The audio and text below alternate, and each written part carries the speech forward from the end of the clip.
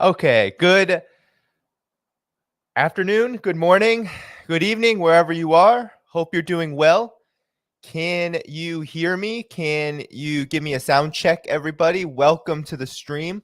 Welcome to the stream. Hope you're all doing well. Oh wow, my hair is a little. The winter's rough on the hair. Winter's rough. I don't do product or anything like that. So how's it going, everyone? How's it going? Good morning, good afternoon, good evening, wherever you are. Welcome to the stream. Welcome to another live stream of The Left Lens. It's really good to be with all of you. We have a great program today, and I will get right to it in just letting you know what you can expect. So first, I'm going to talk about Russia's coming winter offensive. The Economist actually wrote what I find to be a pretty hilarious, a very short editorial piece on this issue, and it's something that I think a lot of geopolitical analysts who we trust, like Brian Berletic, the Duran, hopefully myself, if you consider me someone you can trust on these issues, we've all been talking about how this is coming, and now the mainstream Western media, mainstream corporate Western media, is catching up. And so we're going to talk about that. We're going to go over that piece. And also, the Duran a couple of days ago had a really good video summarizing the military situation. And I'm going to talk about the economic situation as well with regards to Ukraine, because it is signaling what is a coming, I believe, a total collapse. So you have this offensive coming up, you have Ukraine's military situation degrading, and then you have the economic crisis, which is worsening. And it's very related because the way that the military situation is going is heavily influencing Ukraine's economic disaster. But it's not only that, it's also the direction that Ukraine has decided to take and basically making itself a puppet, a servant of the Western financial institutions and the dollar system and its privatization schemes. So we're going to get into that.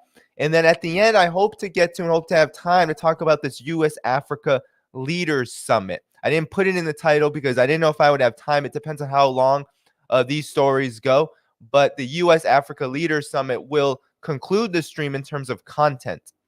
So that's what I got going on today, and I hope that you keep liking this video. So here are the ways you can help independent media here at The Left Lens. And I just want to say that we reached 35,000 subscribers here. You know, I think in the last 6 months, we have gained something upwards of like 24,000 subscribers. So the bulk of subscribers have come in the last 6 to 12 months, but especially in this last 6-month period, a lot of you have shown a lot of love, and I really appreciate it. So I'm so happy to say we have reached 35,000 subscribers. We're growing steadily and significantly, and it's incredible. So here are the ways that you can help this independent media keep going. This is how you can help strengthen it, especially as we enter this holiday season. Okay, so the first thing you can do, the easiest thing you can do, the free thing you can do is to like this stream, boost it in the algorithm. Right now, we have 220 likes and about 400 viewers. So you want to like, if we can get to 300 likes in the next several minutes, that's going to boost this stream and a lot more people are going to see it. Next, you can subscribe to the video, subscribe to the channel.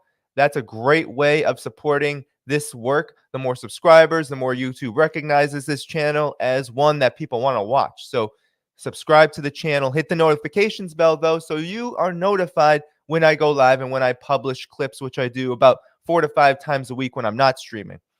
Now, the way that you can support this financially, and I just want to give a very big shout out because there was a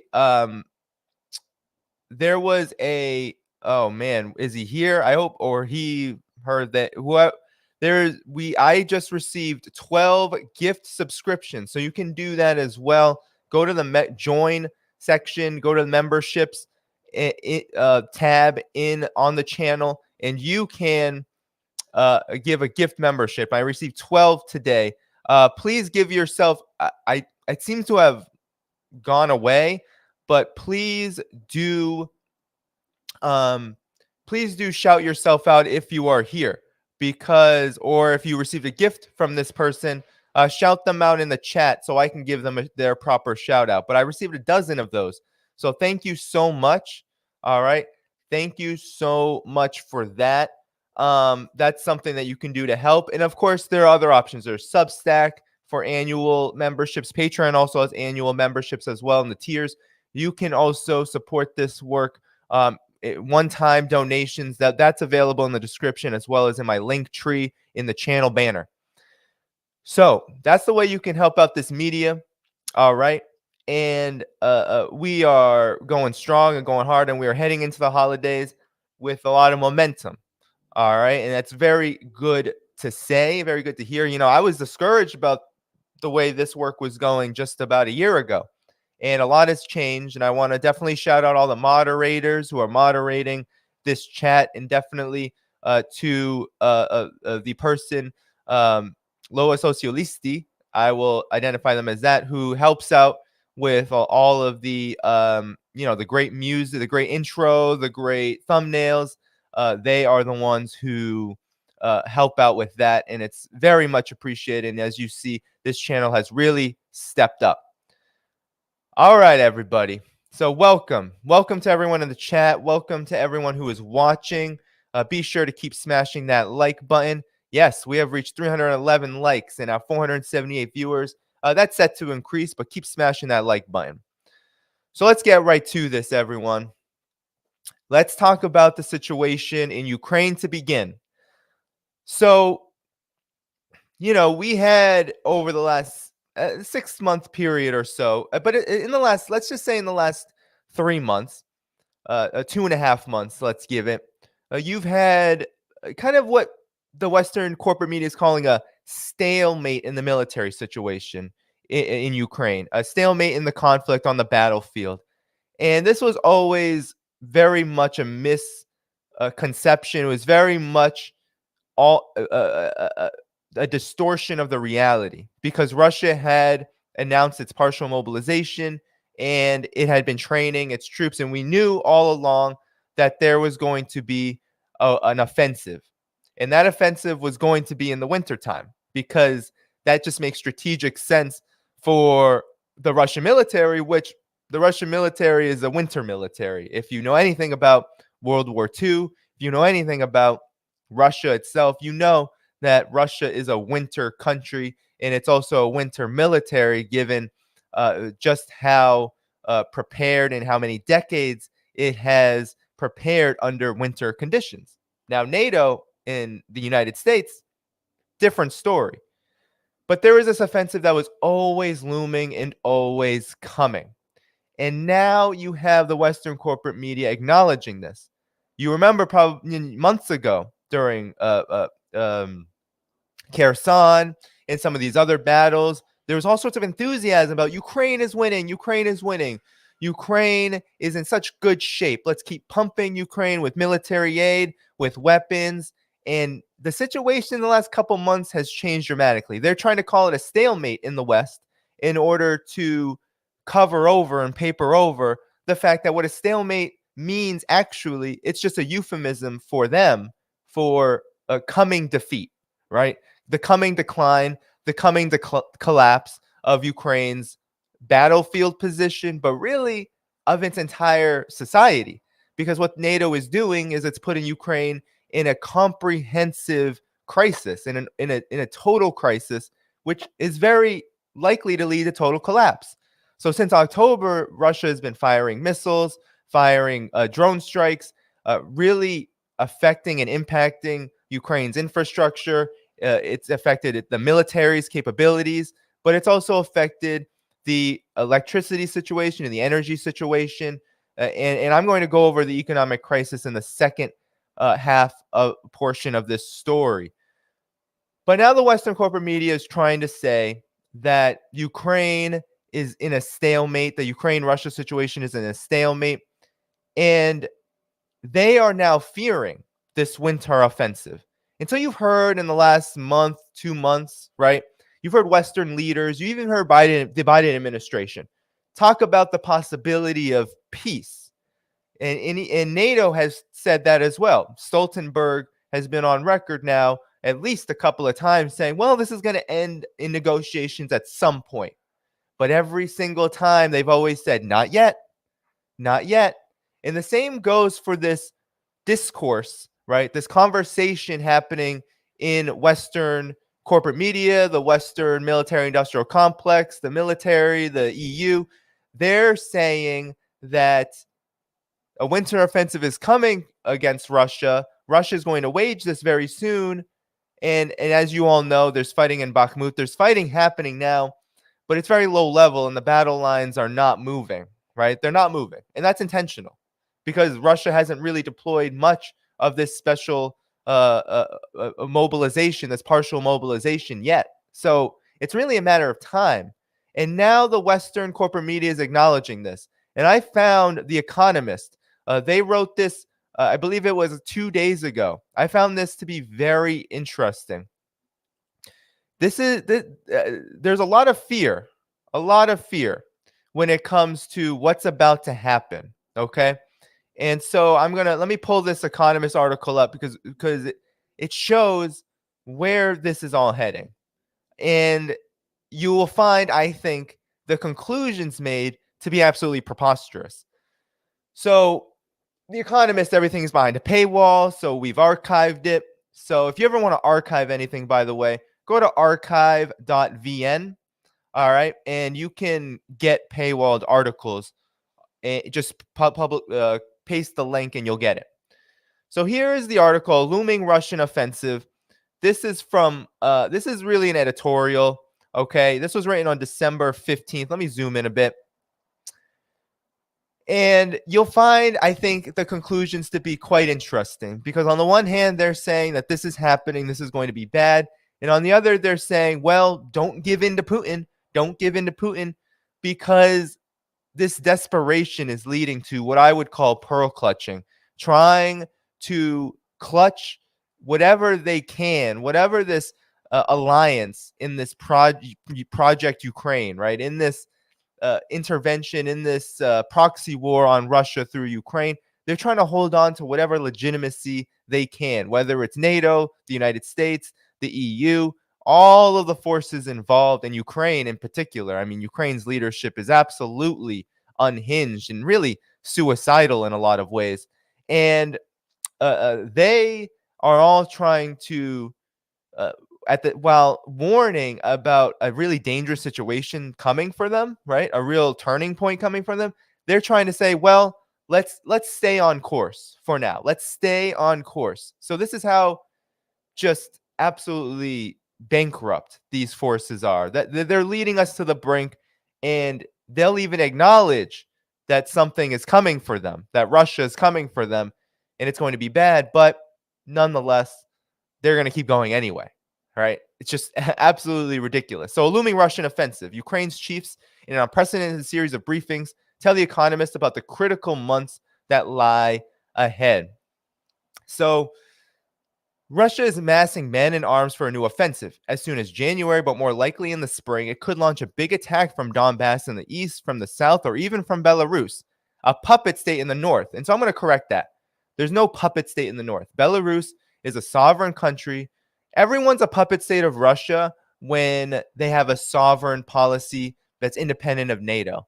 So Belarus is a sovereign country. It also was once part of the Soviet Union. I know a few people from Belarus, and they've told me that actually Belarus had kept a lot of the social welfare provisions, a lot of the sort of social policies that helped people. They had kept that even through the post-Soviet period. And so Belarus actually had a lot of growth and had made a lot of progress in addressing poverty in recent years. And now, of course, it is caught up in this conflict because it has to be, because it's an existential threat to Belarus as well. And we know that the U.S. has been sanctioning Belarus and has been provoking Belarus as well. So it's not a puppet state in the north. It is merely an ally of Russia that has a sovereign foreign policy that is not dictated by NATO. So Russian troops will aim to drive back Ukrainian forces and could even stage a second attempt to take Kiev, the capital. Those are not our words, but the assessment of the head of Ukraine's armed forces, General Valery Zaluzny. In an unprecedented series of briefings within the past fortnight, the general, along with Volodymyr Zelensky, Ukraine's president, and General Oleksandr Syrskyi, the head of its ground forces, warned us of the critical few months ahead. The Russians are preparing some 200,000 fresh troops, General Zaluzny told us. I have no doubt they will have another go at Kiev. Western sources say that Russia's commander, General Sergei Surovikin, has always seen this as a multi-year conflict, and this is not the view outside Ukraine. In the freezing month, the conflict is thought to be deadlocked. There has been almost no movement for a month along the 1,000-kilometer or so battlefront. Admiral Sir Tony Radakin, Britain's most senior officer, this week said that right now a shortage of artillery shells means that Russia's scope for ground operations is rapidly diminishing. So a lot of propaganda here. For one, the big propaganda is that they're acting like this is new. So there's 200,000 fresh Russian troops coming in. That's been known for a long time, since the partial mobilization. So that's propaganda talking point number one. And then here you have propaganda talking point number two, where they're talking about how the reason why there's been no movement on the battlefront is because there's a lack of artillery shells for Russia. Russia actually is in a pretty good military situation. They have production reoriented, and there's a reason why they've changed strategy. There's a reason why they are not so much fighting on the battlefront as much as they are fighting in the air through missile strikes, not necessarily through bombs being dropped or missiles being dropped by an air force, but they are launching drones, launching missiles, and that is not because they can't wage an offensive right now. It's because they are going through a methodical strategy of, one, weakening Ukraine's military, demilitarization through the infrastructure component, crippling the military. And you see in places like Bakhmut and the Duran, we'll get into this when I bring up the video, you see how Ukraine's military, with these shortcomings, right, with the damage that's been done, is consistently and constantly just bringing more and more people back to the front lines in places like Bakhmut after experiencing losses, and that's creating a drain situation. There's a military drain on Ukraine's military capabilities. So that in and of itself is propaganda to say that the Russia's ability to wage a ground operation is rapidly diminishing. Actually, Russia never had plans to wage incredible front lines ground operations. That really wasn't what Russia wanted to do. They wanted to help the Donbass, the special military operation, now a counterterrorism operation. It's all about trying to lose as few people possible with the greatest possible results. So let's move on. The appearance of a stalemate is feeding new interest in peace talks. So this is what's funny. Suddenly the West is interested in peace, but Russia is the one losing. And you'll see how they try to twist this around. So France's President Emmanuel Macron, America's Joe Biden, and for different reasons, the Russian aggressor, Vladimir Putin, have all in recent days talked about a diplomatic solution. Many in the West, appalled at the suffering and more selfishly wearying of high energy prices, would welcome this. But Ukraine's commanders argue that it shouldn't happen too soon, and they are right. So here's the propaganda big time, all right? First of all, they had to say Russian aggressor, right? So they had to say the Russian aggressor, Vladimir Putin, for different reasons. They won't tell you what those reasons are here, though, right? They're trying to act like the West is so benevolent, that Macron and Biden are so benevolent, despite the fact that from the very beginning, both of these forces, I mean, we know Macron has had a kind of rhetoric position of wanting to meet Russia's security guarantees and wanting to facilitate that process, but it hasn't. Let's be honest. France hasn't done that. And France is a very key member of NATO and has supported this from the very beginning. And let's not get into Joe Biden, right? Joe Biden, Sleepy Joe, this guy has been a complete and utter nightmare. He is the leading force. I mean, someone like him being the leading force is scary enough, but he is a rabid imperialist, a rabid warmonger.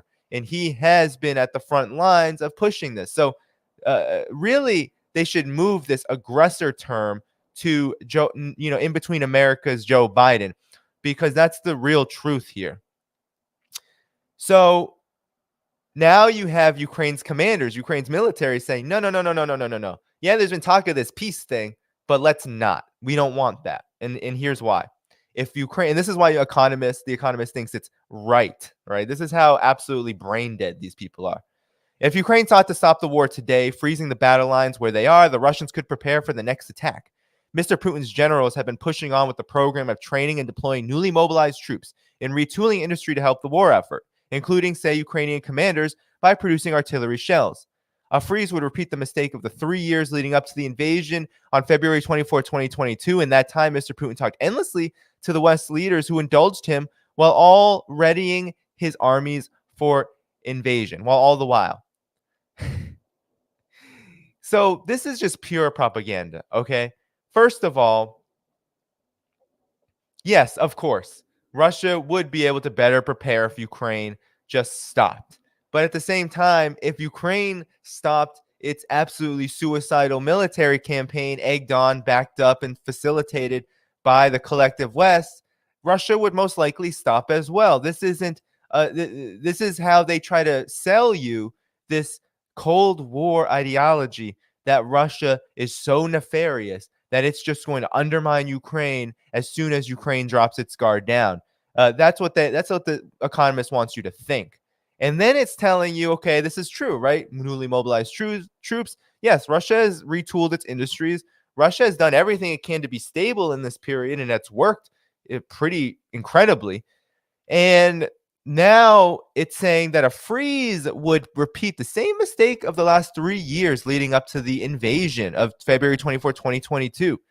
So what they're saying is that Vladimir Putin bamboozled the West, that Putin only feigned diplomacy, that Putin spent 3 years. And I'm curious about this timeline, right? 3 years.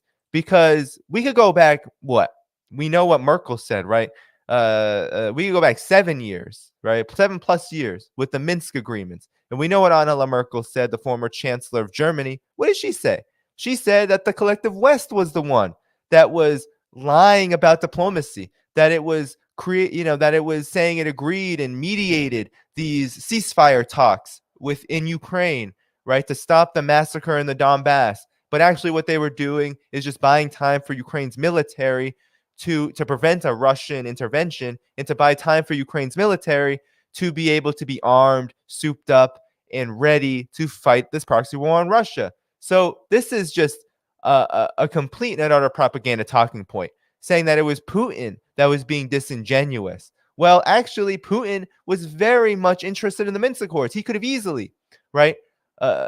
He could have easily abandoned the Donbass.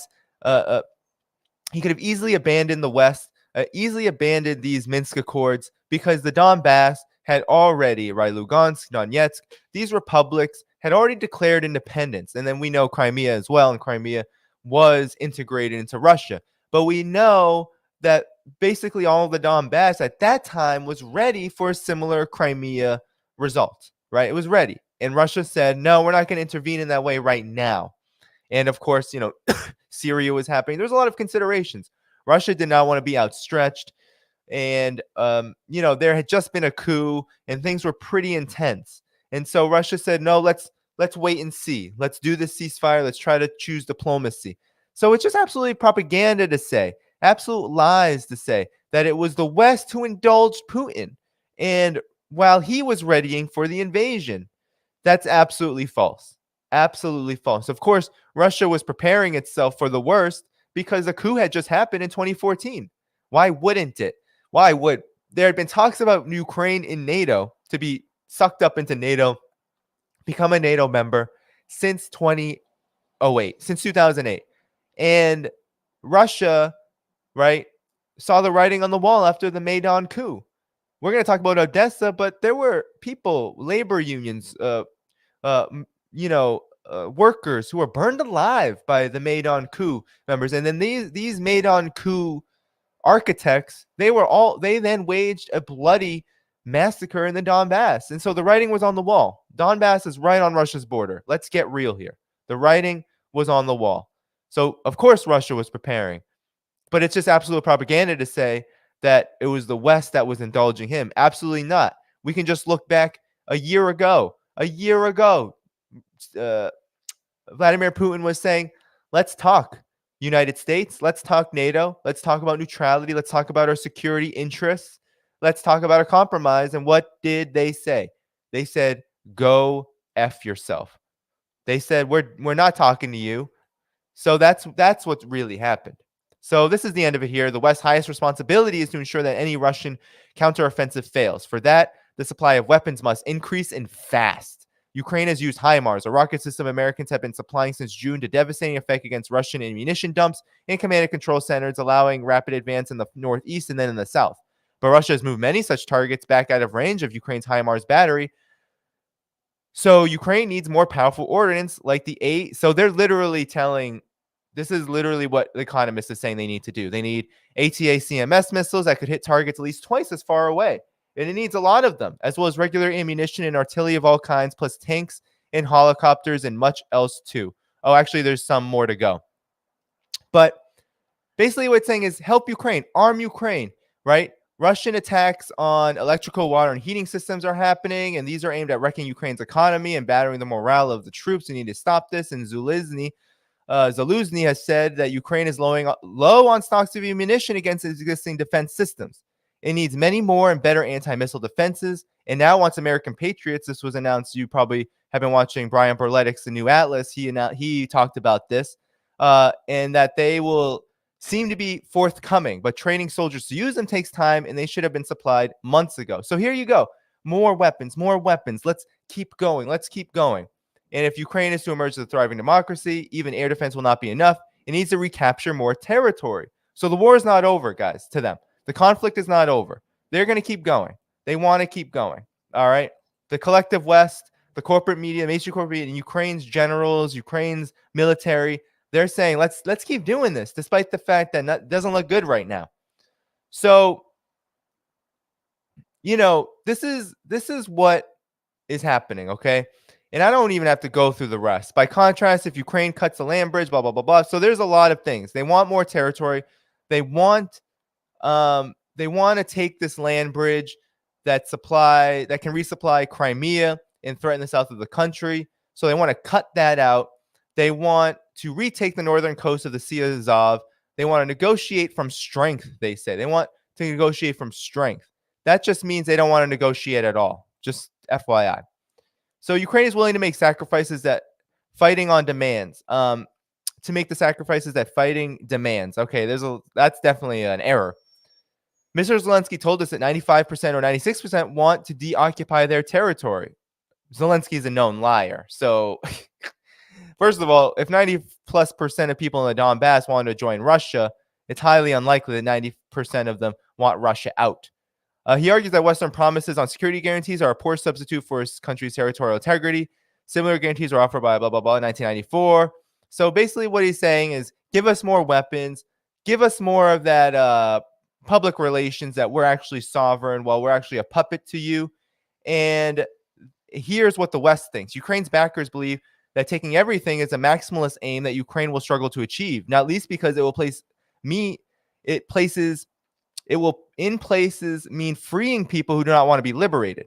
Mr. Putin and his nuclear threats are a reason to ensure Russia is not victorious, but also a reason to require that Ukraine does not appear to threaten Russia's recognized borders. Ukraine also needs to understand that the flow of military and financial aid depends on it avoiding internal rivalries that may be emerging and on ensuring that it curbs long-standing corruption. That said, the entire world, including Russia, would benefit from the failure of the rancidous idea that the old Russian Empire can be recreated. So here's the propaganda. If Ukraine is adequately supported, its commanders can push a long way towards the coast and possibly take back most of what Mr. Putin had seized since February. The more territory that Ukraine can recover, the greater the chances of its lasting success. So that's what The Economist thinks. And I got to say, it's a fantasy. It's a fantasy. First of all, here is the tension you can feel, right? The tension is that the generals want more weapons. And the West, the collective West, is trying to say, look, we don't have them. But what they don't want to say is we won't ever have them for you. They say it takes time, right? Training on the Patriot missiles. It takes time to get these weapons to you. But we have to have certain conditions. You have to follow our rules. You have to follow our lead. You can't just go and do whatever you want. You have to be a good puppet. You can't be this, what Ukraine has been. You can't be this kind of just loose cannon puppet, right? A loose cannon, you keep falling off the hand. You're like, I'm going to do what I want. I'm going to do that missile attack on Poland, the Crimea terrorist attack. I'm going to do all that stuff and it's okay, right? No. the US, NATO, the collective West, they don't want Ukraine to be acting like this because they're in this for the long haul. They want the profits to keep going to the military industrial complex. They want the possibility of Ukraine being a member of NATO maybe in the future. They want these possibilities to be there when the timing is right. But at the same time, there's this tension of, well, how can we hold off on going too fast and letting Ukraine go too fast? How can we fight their corruption, right? Curb their corruption, and also, right, take stock of the battlefield. They even said it right there. They said, well, actually, you're not going to liberate people who don't want to be liberated, meaning that this 95% number is a complete lie. And so the collective West even knows that. Anyone with a brain, anyone who's been paying attention, who has a brain that's functioning, right, understands that. But at the same time, you have this intense need. This is the military industrial complex talking, to dump weapons on Ukraine, right? They're trying to say, well, it's going to be a little hard, but we need to push things forward. And the only way we can push things forward is if there's more fighting. These weapons need to be used so we can continue to recycle them through. The problem is that NATO is basically out of weapons. The US would have to dig into its own stockpiles. It's hesitant to do that because of how outstretched its military, its empire is. But at the same time, there's this tension. It's like, we want to give more weapons. We don't really have them. We want more fighting, but we need it to be slow and methodical. But that's not how this works. That's not how Ukraine works. That's not how NATO works, right? Really, all this is just mental gymnastics to get around the fact that the situation is pretty untenable. The situation is pretty untenable. Ukraine is in real big trouble. Russia is not in big trouble. Russia has the capacity to continue to expand its operations. This article acknowledged that. It has 200,000 troops on the way. This winter offensive is coming for Ukraine, and it's going to put NATO on notice, right? It's going to really demonstrate to the world that this was never what NATO and what the United States, what Biden, what the collective West said it was. It was never Ukraine was going to win. Ukraine was going to save democracy in the region, save democracy in Ukraine. It was going to defeat this autocrat and authoritarian Putin. It was never like that, right? It was always an operation, always a permanent war, an attempt to intensify the US's agenda with Russia, which is regime change. It was an attempt to facilitate and fuel this new Cold War in a very intense way, in a way that it's hard to say whether NATO understood and the United States understood that they weren't really prepared for this. And now the winter is coming, and Russia's winter offensive is here very soon. They're saying spring. I think that's optimistic, but perhaps it will take a little longer for Russia to complete its objectives by these missile strikes. Maybe. It may be. And we know that fighting in Bakhmut is happening. And, there's a lot going on that indicates that Ukraine's in real big trouble. All right.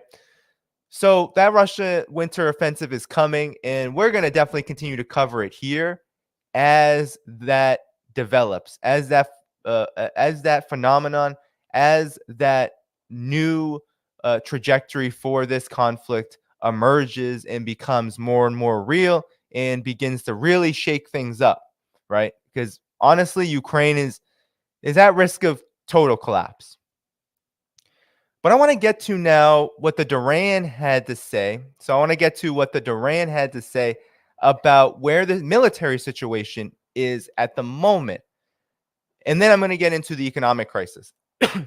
So the Duran covered a couple of days ago the situation in Odessa, which is, of course, a very key city in Ukraine.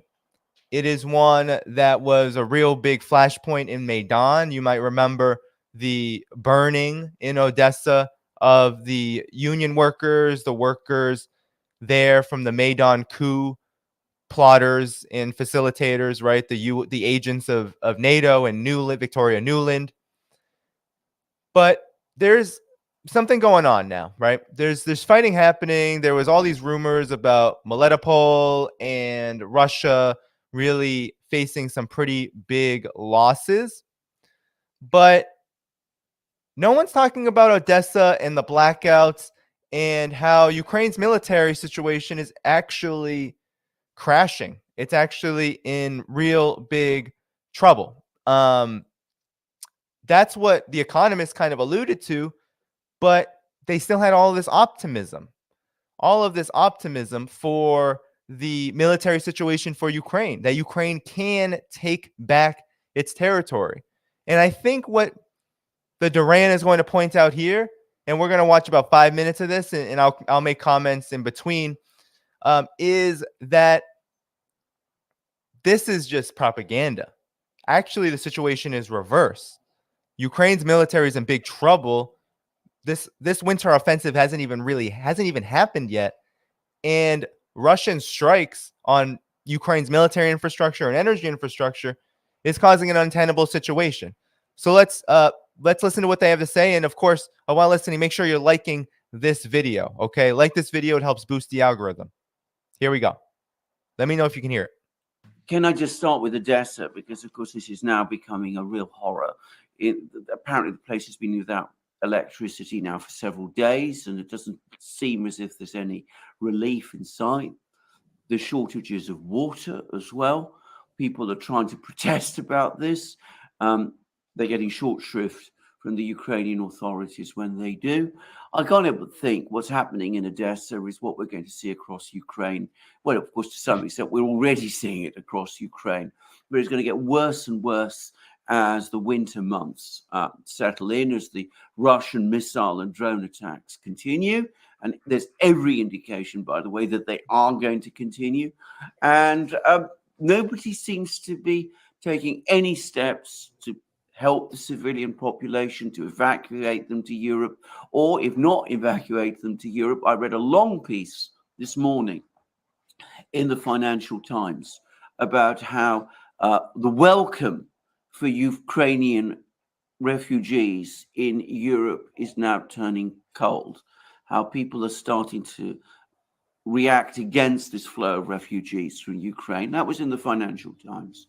So, yeah, I mean, this is what's just the cold reality, is that with the economic crisis in Europe happening, there's not going to be a lot of appetite, especially with how nationalistic sentiment, how sentiment around refugees in general has shifted as Europe's politics kind of degenerate, right? How the neoliberal center, so-called, has collapsed, and you've had a lot of this sentiment already, right? With the massive refugee crisis caused by Europe, when it comes to Libya and Syria, for example, in Northern Africa, that caused a huge backlash. And on the one hand, of course, there was, of course, some prejudice in there, some real hatred in there, some maybe displaced anger. But at the same time, with this economic crisis, that's how this kind of sentiment thrives, is when you have the threat that actually people's living standards are lowering and declining because of this conflict. And now you're asking people, now you're saying that here comes a massive wave of immigration that's inevitably going to cause tensions. It's inevitably going to cause economic tensions. And the thing is, it doesn't have to, because of course, if the EU really cared, then they would be like, oh yeah, refugees, fine. Because they know that that's the only development that's going to occur. There's no other reality here. It's going to happen. But there's no preparations being made because they don't care, right? How many Africans, Syrians, right, died on their way by life raft and all this disgusting, absolutely BS from their foreign policy, from the destruction of Libya and Syria and that region. So many thousands upon thousands died. We at Black Agenda Report, Glenn Ford said it was the biggest movement of people since the transatlantic slave trade. Those interventions, that was NATO that did that. So this is how it works: destroy the country and then absorb the migration, but it's never humane. It's always, of course, it's not going to be humane. They just destroyed the country where the people are fleeing. So of course they're not going to treat the people who are fleeing humanely. That doesn't serve their interests. This is all about trying to prolong the defeat. But here, supposedly Ukraine is an ally, and they're not even making even a sliver of the preparations they did in those wars. And this just shows how Ukraine is really just a pawn. Let's continue. So if European governments don't want, millions of refugees heading in their direction, well, they should be doing something. In other words, they should be trying to start negotiations going, because there's no sign of that happening, and no sign either of doing anything to try to evacuate people from Ukraine cities. Now, it's been explained to me that the reason Odessa has been particularly targeted is not because the Russians are trying to provoke an uprising in Odessa. It's that this is the area where an awful lot of the important railway lines go through, that the Ukrainians are trying to redeploy troops from this region, that they're also trying to send supplies from the west via the railway lines that would be affected by these strikes. And the fact that the Russians are able to disable the energy system means that those railway movements are being disrupted. But anyway, that's all I'm going to say about Odessa. So essentially, this is the I was saying, remember, this is a methodical strategy, that Russia is not in this to just throw everything it has at Ukraine's military and try to get this done as quickly as possible. This is methodical. So, right? So they're explaining how this is just one portion of what's very important here, which is, how do you weaken Ukraine's military? Well, you disable the infrastructure, and you make it very difficult in places like Odessa for Ukraine's military to be reinforced in any kind of way, to make it very difficult for them to move, to rearm, to do anything that they need to do to begin preparations for real battle. Russia is disabling that. And that is, I think, right? I don't know. For me, it's like, what do people want? And I think in the collective West, there is such a thirst for war that not only is this propagandized as being some kind of huge effort to destroy the Ukrainian people, it's not. It does have externalities, and it does have consequences for Ukraine's people. But at the same time, this methodical strategy is actually the only one that can be taken that can achieve Russia's military objectives and really ensure that this conflict doesn't get out of hand. So here you have the methodical character of this intervention, of this operation, really showing what it's about. And it does have consequences for Ukraine because, well, they're not in a position to really stop this at all. They're not. They're out of weapons at the moment. The big story, as far as I can see, is Bakhmut. Now, lots of always fog of war about what is happening in Bakhmut. I've been doing a number of programs on my channel about this procession of articles in the British media, which is basically confirming that there is now a crisis for Ukraine in Bakhmut, that there are very, very heavy casualties, that the Ukrainians are suffering enormous casualties in Bakhmut. There's been more reports this morning. It's not always easy to assess fully what they mean.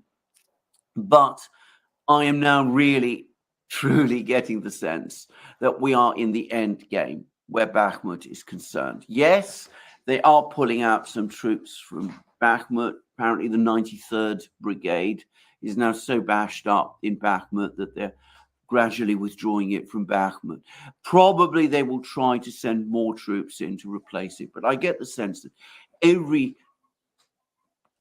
unit that replaces another unit is less good than the unit it's replacing. In other words, that the quality of Ukrainian troops is slowly falling because the best troops are being killed or wounded in this terrible battle, and that overall, anyway, the situation is now becoming untenable, and it looks as if the whole situation in Bakhmut is about to crash. Now, just to say this again, I know there's been a concerted attempt over the last few weeks to pretend that what happens in Bakhmut isn't important, that Bakhmut is a small place, it has no strategic significance, all that kind of thing that the Ukrainians are saying, that the media is saying. I totally disagree. I think once Bakhmut falls, the current defense lines in the Donbass will collapse. The Ukrainian defense lines in the Donbass will collapse. They will be thrown back to trying to hold their positions in Kramatorsk and Slavyansk. That is the last line of defense in Donbass that Ukraine has in Donbass, and it doesn't look as strong as the current line. So I think if Bakhmut falls, and I think, as I said, we're in the end game now, I think we are starting to move towards the end game in Donbass as well. And that, to be very clear, is the big, important battle that has been fought in this conflict in Ukraine. Far more people have died fighting in Donbass. Far more troops have been involved in the fighting in Donbass than anywhere else in Ukraine. Now, So that's all I wanted to play, because I think that summarizes the situation quite clearly. We have this big battle in Bakhmut that's happening, right? We have that. And it seems like Ukraine is in big trouble there. I mean, you saw in the Economist article, you saw an analysis shared here, they've said it, they've said it on their channel to Duran, the weapons are running out. And it seems like it's having a huge impact in Bakhmut too, when you have just soldiers cycling through, right? Their military is becoming more and more depleted. They keep replacing. They're trying to hold on to small pieces of territory, or at least to gain small pieces of territory, by using an incredible amount of military hardware, both weapons and manpower. And that is creating, and I'm not a military strategist at all, and the Duran is far better, even though they say that they're not that either. But at the same time, they're far better at summarizing it than me, right? I'm more of an analyst. I'm more of someone who tries to look at the situation and what it means. And I think the conclusion is correct, that when you see you see Ukraine's military cycling military manpower and hardware like it is, begging for weapons, and now in Bakhmut just continuing to just send soldiers to the front line. They die, they're defeated, they send more, and that every time they send more, the quality of the fighting decreases. The end game is coming there, and that means that when that happens, that the fighting in the Donbass, the situation there is going to shift, right, in terms of the overall strength and position of Russia and the the militias. They call them rebel militias, but really just the people of the Donbass and their resistance forces. They're going to be incredibly, in a much stronger position, and that's what's happening. Alexander Mercurius was totally 100% right. The Donbass is the battleground. You often hear the Western corporate media talk about Ukraine as just this one thing, but it's been 8 years now that there has been a war happening in Ukraine, Ukraine's military facilitating it on the people of the Donbass. That's where all of the fighting has been happening since the very beginning, since that time, since the coup. And then in this intervention, in this special military operation, all the fighting has been there as well. That's where the lines have been drawn. That's where the battles have been fought. That's where the dying has happened, both for Ukraine's military, Russia's military, as well as the resistance forces of the Donbass. That's where the dying has happened. That's where the battles have happened. And so when Bakhmut falls to Russia-led forces, Donbass is going to be in a much different military situation.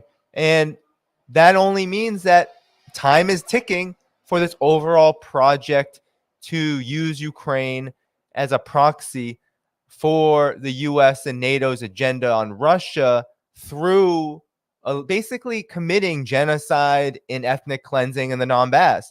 That's been the strategy. That's been the overall war effort on their part, proxy war effort. And it seems like very soon that military situation is going to be a lot different. It's not going to be in the favor of the true warmongers, the collective West. It's not going to be in their favor. So we shall see, right, how extensive and how long it takes for this to change, but it seems like it's changing rather quickly. And so you have the Odessa situation, you have the energy crisis situation. Ukraine is really threatened with total collapse, and total collapse not too long from now, right? This conflict has been a long one. What is it? It is December 17th. We've been going since February, at least formally. February, we know, of course, that this has been going on for a lot longer. But since February, when Russia militarily really rolled the dice and said it's time to go, it's time to put some teeth behind support of Donbass's resistance forces. When it did that, we've been at this now for almost 10 months, and things have ebbed and flowed, and there has been this period now where Ukraine's kind of out of gas. Russia's methodically carrying out its strategy to weaken Ukraine's military infrastructure, and now it's about to heat up. Now we're going to have this winter offensive.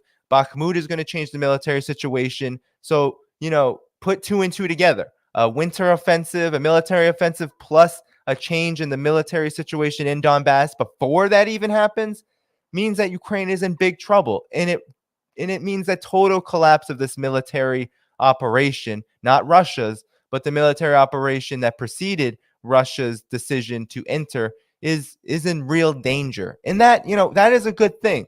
But of course, celebrations are pretty mute when you have so many people dying, and when you have the global consequences of this, and the fact that it is needless, not from Russia's side. Russia's side, it is existential. Russia feels like it needs to do this, and from where I sit, I can't blame Russia for feeling like it is under threat.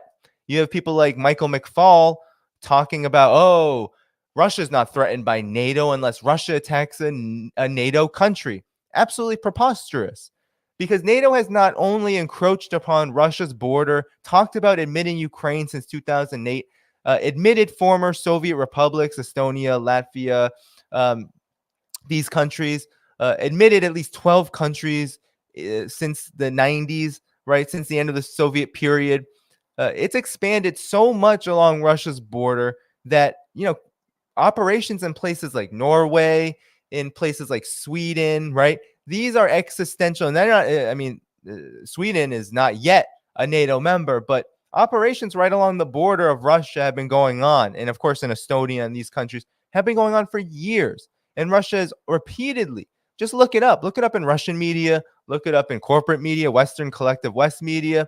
Just look it up and you'll see over and over and over again, Russia saying, this is untenable. Stop doing this.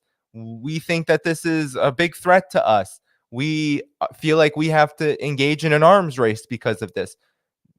Article 5 of NATO's constitution says it's time for war if there is a perceived attack on a NATO member. Well, if you're right along our borders, how can we feel safe in that way? How can we feel like our interests are guaranteed? And of course, Russia has known since 2011, 2012, but even a little earlier before that, but during the Obama period, it had known that things were changing, that the appetite for the collective West with Russia was waning, that its relationship was declining, and that overall relations were going south because there was an agenda. There was an agenda to try to weaken Russia, to overthrow Russia in this new great power competition, right?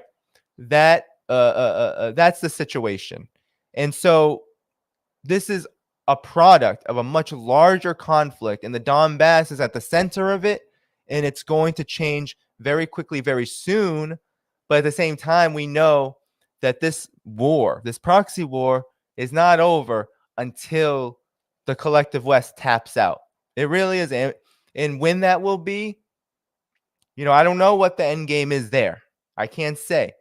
We only can know what potentially will happen in the very near future, and that is more losses for Ukraine's military and, of course, more hardship for Ukraine in totality, economically, socially, politically, and militarily, right, is just where it all begins, right? So that's the military situation. That's the Duran update for that component.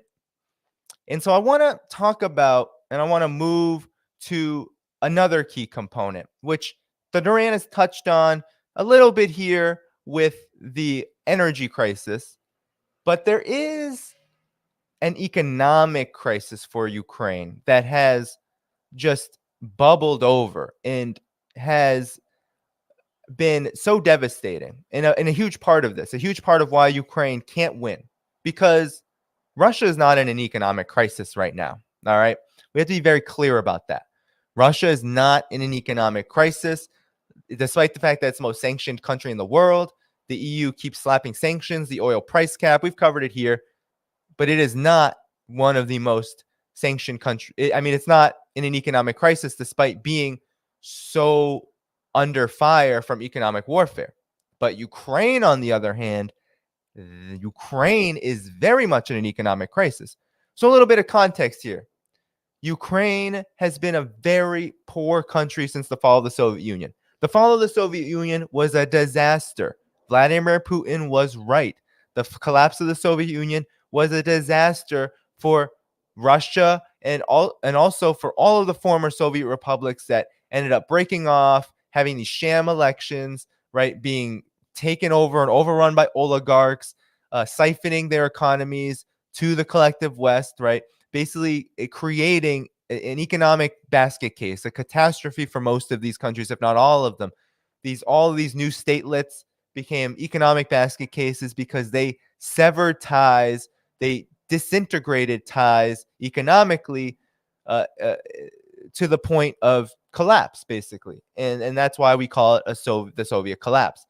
Not just because the Soviet Union ended, but also because everything that the Soviet Union was experienced a collapse internally.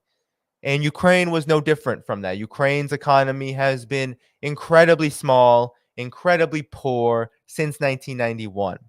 And so you remember in 2013-14, Yanukovych, the president of Ukraine, he wanted to expand relations with Russia. He wanted to cooperate with Russia. He wanted more economic ties, but he wanted to balance that with the European Union. And Maidan was all about how the EU, NATO, the United States said, no, you're going to be forced to privatize pensions, to essentially sell your economy to the EU, to conduct vicious austerity to a degree higher than already exists. And we don't want you talking to Russia. And that was a big reason why Yanukovych was overthrown. Those are the major reasons why he was taken out and why there was a coup regime led by a lot of fascists, many of whom were fascists. That was the big reason why. And so Ukraine, since then, has been incredibly poor, incredibly small, and not, it's a rich country in resources. It is. But, it has not been able to reap the fruits of its own economy. It has been completely tamed. Now, since this conflict, things have gotten a lot worse for Ukraine. And so RT did a good report on this that I'm going to pull up, because now the U.S. is warning, right? U.S. corporate media is warning that the U.S. is bracing its allies, aka Europe, for higher Ukraine costs. So this is what you got to love about the U.S. as a hegemonic power. The United States not only thinks that, in this rules-based international order, that it is the rules, but it also believes that it can both dominate the world with its militarism and with its financial exploitation through its corporate monopolies and, of course, its Western financial institutions, but also it believes it can export and it can kind of outsource its troubles to even allies. So here you have the U.S. bracing allies because you've probably heard NATO and the United States say many times that Europe is going to have to pay a higher cost for what's happening with Ukraine. And remember when Donald Trump was in office and he said that Donald Trump was like, NATO needs to, NATO countries need to pay their fair share. And he was criticizing NATO a lot. for even its existence. And I couldn't argue with Donald Trump there. But at the same time, you have in policy, actually, and I think this is even more insidious because um, the U.S. is basically saying that here you go, donors are going to need to give $2 billion more monthly. And what the U.S. is saying, with the economic declines worsening amid Russian infrastructure attacks, that more is going to have to be paid, and it's not going to be the United States.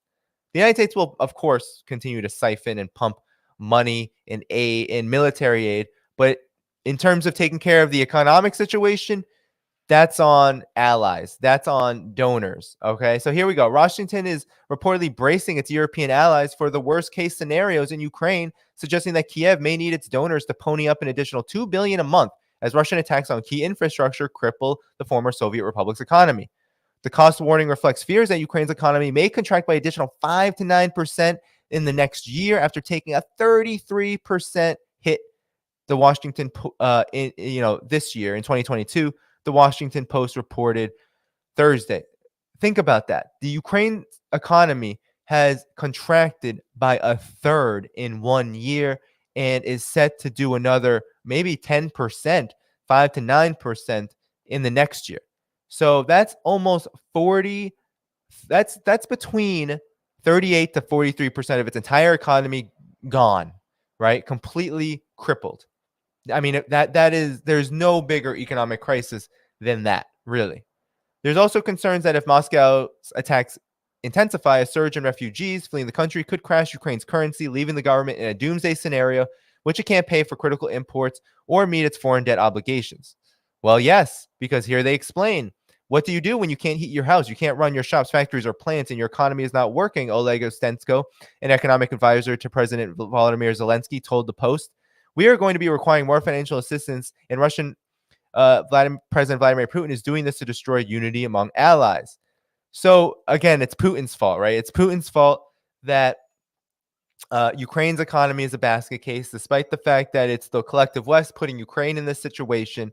But nonetheless, the reality is that's being spoken here is that, yes, if there's a massive wave of refugees because the economy is just not even moving, it's not there, it's been either destroyed or it's stopped, that there's this massive collapse in the economy, then yeah, there's going to be a massive wave of refugees and they're going to go somewhere. Europe is going to ultimately want to take responsibility, or at least be forced to take responsibility, and then politics will get in the way. There will be divisions. This will become a politicized issue, right? And that's what Ukraine is talking about, the divisions among allies, and Putin is stoking it. No, those already existed, and the collective West has used you as a pawn, right? Has used Ukraine as a pawn in order to get what it wants, regardless of the consequences for Ukraine. So Europe is already suffering an energy crisis amid economic turmoil, amid the Russia-Ukraine conflict. The U.S.-led sanctions campaign to punish Moscow and isolate it has sparked soaring inflation and energy shortages. Germany, for instance, has spent nearly $500 billion to keep the lights on since the conflict began in February, cutting off its imports of Russian energy, Reuters reported on Thursday. $500 billion. Germany alone has had to spend $500 billion just to keep its energy flow going because it's had to pay more for energy from elsewhere. It's had to pay for Russian energy through third parties, which they're trying to get rid of through this oil price cap. It's also probably had to put in massive subsidies just to ensure that these prices are not runaway and that that people can afford the oil, the energy that's being purchased. So it's an absolute disaster. Zelensky's government is expected to need at least $55 billion in foreign aid next year to meet basic expenses, the WAPO reported, Washington Post. An extra $2 billion monthly would push that total to $79 billion. To put that in perspective, Ukraine's entire state budget was less than $48 billion in 2021. So when I said that Ukraine's economy is not very big, a total national budget of $48 billion, I mean, the U.S. military budget alone is about, 20 times that? And that's only what we know. We know that the Pentagon loses its audit all of the time. And we know that's about 50% of discretionary spending in the U.S.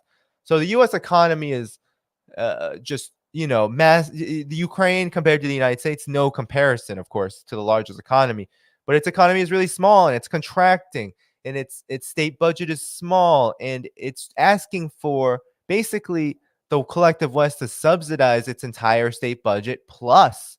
That's how bad the situation is. So far, the U.S. and European Union have pledged to send more than $30 billion to Ukraine next year, not counting the massive military aid they're also providing. Beyond the additional government funding that Kiev will seek, advisors to Zelensky have weighed asking Western leaders to finance direct cash payments to Ukrainian citizens at a cost of $12 billion, said the Post. So basically, Europe is going to have to do a universal basic income for Ukraine just for people to get by. And let's be honest here. What did Claire Daly say? I mean, in her speeches, she said it on the program that I had with her. This is not charity. This is not uh, uh, strings-free aid. Everything that Ukraine is taking now and in the future will have to be paid back. And it'll have to be paid back with interest because the Western financial system is all about dollar dominance. It's all about debt, and it's all about making profits for the forces behind the donors, the big monopolies, the cartels, the finance capital that wants to essentially privatize all of Ukraine's economy. So that's basically what's happening here, is by making Ukraine so dependent on European lenders, Ukraine's economy is going to be the IMF's kind of quintessential a victim, right? A quintessential victim of IMF parasitism. That's what's happening here. And to think of direct cash payments, the amount of conditionalities that are going to be imposed on Ukraine in the coming years is just devastating. And it just shows how devastating the fall of the Soviet Union was to Ukraine, but also how this attempt to wage a proxy war on Russia and a regime change war on Russia, how devastating that is to the political situation in Ukraine, and also now the economic situation, which is just worsening and worsening. And this dependency will not change unless there's massive changes inside of Ukraine, which, given this war situation, unlikely, right? Unlikely that we'll see massive changes in Ukraine's domestic governance system in the near future, as the U.S. and NATO are trying to, I said it before, pearl clutch. They're going to try to protect this puppet regime as best that they can to keep it stable, even though it's a losing battle. It's a losing battle, and it's not going to work.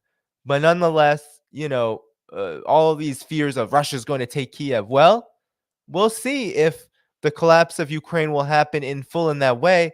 But we know, at least for the near future, the economic pain on Ukraine is going to be just absolutely devastating. And it is right now. And so a senior fellow at the German Marshall Fund, to conclude here, Jacob Kierkegaard, argued that the West needs to give more money to keep Zelensky's government financially afloat. However, he added, I don't know if the will is there. Well, why would the will be there? Why would the will be there? Because you have Europe in an economic crisis.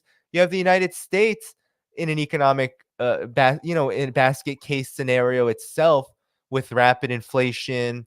You have wages declining because of it. You also have just the United States always in a perpetual cycle of political crisis and illegitimacy.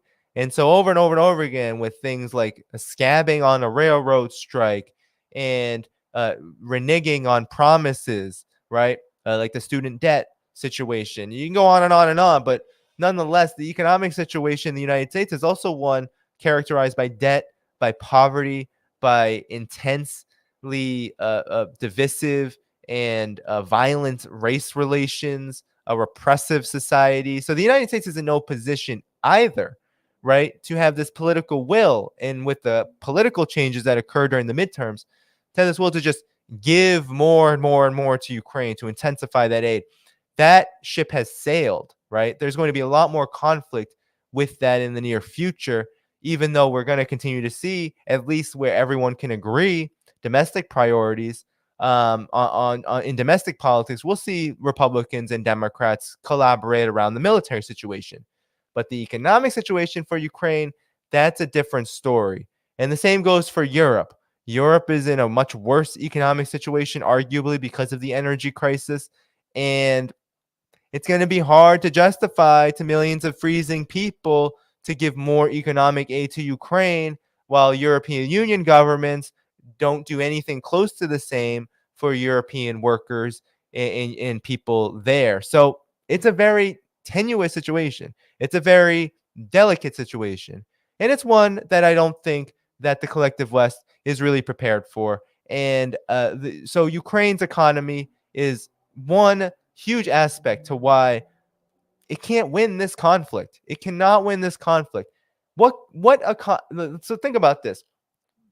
Your economy, think of even in just the abstract, a nation with an economy that's contracted by 40% potentially by next year, just since this began, one that was already extremely and incredibly poor.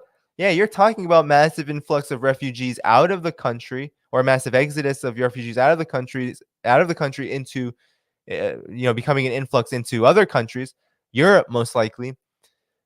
But you're also talking about how do you continue to justify a war in that situation, or justify a proxy war in that situation, when Russia is so heavily sanctioned and is not experiencing that kind of hardship? It's not. So this is a very disadvantageous situation that Ukraine finds itself in, but really that the world finds itself in, because you have just this crass opportunism, this the seething lust for endless war from the United States, from NATO, from the collective West as a whole, with Russia, that you just know that there's the end game here is Ukraine just, becoming just one of the poorest countries. Already is a very poor country, one of the poorest countries in the world. That's where it's headed. It's headed for devastation. It already is devastated in a lot of ways, but this could be a scenario where Ukraine becomes what a lot of countries that have been colonized in the past, a lot of countries that have experienced neo-colonialism, Western financial oligarchy imposed upon it. What happens usually to these countries is that they remain poor for a very long time, indebted and just completely unstable. And that's where Ukraine is headed if it continues to be, if it continues to be forced into a proxy war against Russia, one which it cannot and will not win. That's the reality. And so Ukraine's economic situation is likely to worsen, and that is only going to strengthen Russia's hand, because Russia will not have the political instability. It will not have the troubles with reorienting its economy when it needs to. But an economy in crisis will always have those issues. And that's why it has to rely so much on the collective West to basically subsidize and bankroll it to the point of essentially replacing. I mean, when you talk about a puppet economy, there is nothing more, a puppet state, there's nothing more indicative of that than your entire state budget basically being subsidized by the collective West. And that's just not sustainable. It's not. And guess what? Debts will be paid. The debt will have to be paid back. And it's not going to be tomorrow, but it's not going to be sometime down the road. This isn't China. China says, oh, we'll work with you. And sometimes that's years and years in the making of working with another country to ensure that they still get what they need despite the debt. This isn't China. This is the collective West. This is the IMF. They don't care about the conditionalities. They will want to be paid back very soon. And you know what? We're probably not going to hear about it so much. Probably not going to hear about the devastation happening in Ukraine economically. You don't really hear about it now unless they're blaming Russia for some key component of it, like energy or something like that. But you're not going to hear about how ordinary people have suffered because of this. You're just not. Washington Post, CNN, MSNBC, BBC, DW, whatever, they're not going to tell you. The collective West media, the US-led media, the corporate media, they're not going to tell you, because you know what? This was always a fight to the last Ukrainian. And that includes starvation, that includes poverty, that includes economic premature death as well, not just the fighting. Fighting to the last Ukrainian blood, drop of Ukrainian blood means exactly that. And it doesn't matter which way it occurs to the collective West. And so it just baffles me that anyone could think differently, that there could be people out there. And you know what? These are all opportunists. These are neoliberals. These are the neocons. These are people who have either been bamboozled or propagandized by the collective West and the elite and the capitalists, the corporatists, the imperialists. Yeah, they've been propagandized, but you do have people who are serving and fighting for an agenda, a real political agenda that at the top of the list is weakening Russia, containing Russia, overthrowing Russia, destroying Russia, and nothing else matters as much. And you know what? Underneath that, there's so many opportunities for endless profits for the military-industrial complex, for Western financial institutions. And guess what? Ukraine is a project also in this way.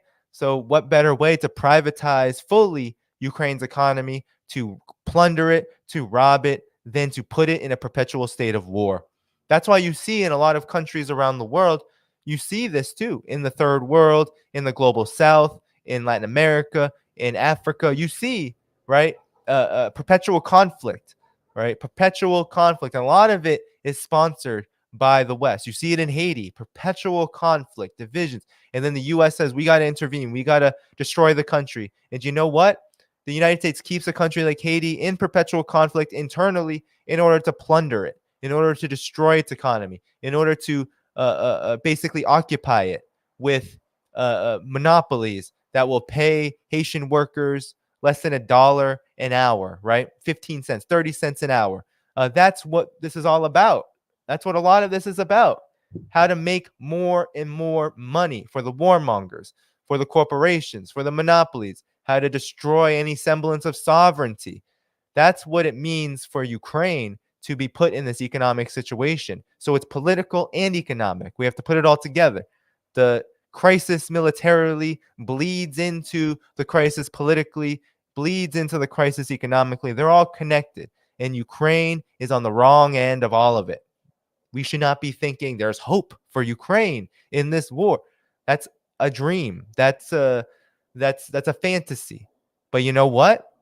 The collective West has lived by fantasy for a very long time. It has, right? Its entire ideology of democracy and freedom. The United States is the worst, I think, perpetrator of this, right? Has all of these narratives of democracy and freedom, when in reality, it's been an oligarchy since the beginning, and one that's only become more concentrated, more vicious and violent, modernized violence, right?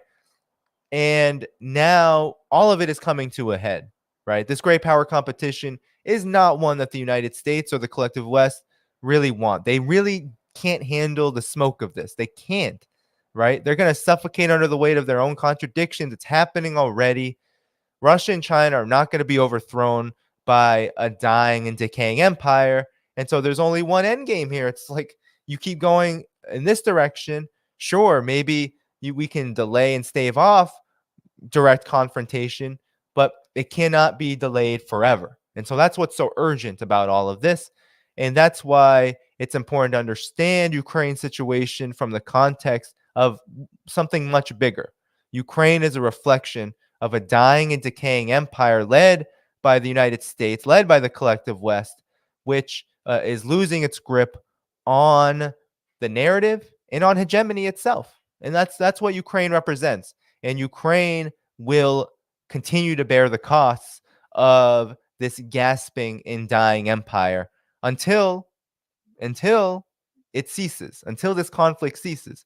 And that's entirely on the collective West. It's entirely on the people, the workers, the oppressed. It's entirely on us to make that happen, because we know the political class either has no will or is so divided that those who do have will to do this, to negotiate something, will never be strong enough to get something done, and will never relinquish anything to Russia for fear of how it would look to the donor class, to the military industrial complex, etc. That's the reality. So the responsibility, a lot of it, falls on us to continue to spread the information, the correct information, to pressure our governments, and to ensure that we are rising up against all of this, right? I just was at my eye doctor, and this guy literally told me, I don't like the way that they're covering Russia and China right now. It feels like a lot of misinformation, and it threatens World War III. This is like a professional on, in the middle of a really a very bourgeois district, right? And he's telling me, luckily I had it covered by him. He's a great optometrist, but he's telling me he doesn't like it, and this just came up. I didn't spark the conversation. So obviously there is concern about this happening, right? There is concern, and I think that means that things are shifting, and they're shifting in our direction, despite how brutal it may be. They're shifting in our direction positively. That a dying empire is an opportunity to to create something different and new, and to force something new. But we have to be the ones to do it. We have to be the ones. That's why there has to be more and more protests. There has to be more and more resistance. There has to be more and more fight back. All right. So that is the end of that story. All right. Next, I want to look at all these. Look at all these. Oh, good. Okay, I got some moderators. Thank you, moderators. I see a lot of that spam coming in. Thanks so much for coming, everyone. I'm gonna try to get to this next story. All right, I'm gonna try to do it briefly, a brief story, if I can. Got 1,000 people watching now, almost 1,000 likes, about 20 away from 1,000 likes. Thanks so much for coming this afternoon, guys, for this special. I don't usually do Saturday, but if Saturday works for y'all, for all of you, please let me know, because I will do more Saturdays. All right. So, of course, keep liking the video, subscribe to the channel, hit the notifications bell, and the best way you can support, right? I'm asking people, give gift memberships. You can do that on YouTube, hitting join. You can suggest this for other people for gift memberships, or you can just subscribe yourself as a member here on YouTube, $5 a month. On Patreon, you can do annually. I prefer Patreon, so patreon.com/Dhaiphong, right in the description right here too. Right here too. You can subscribe there annually. There's 3 tiers, and so once a year is great for a lot of people. And then, Substack as well. I want to thank I don't have the names out here, but I want to thank everyone who's a subscriber.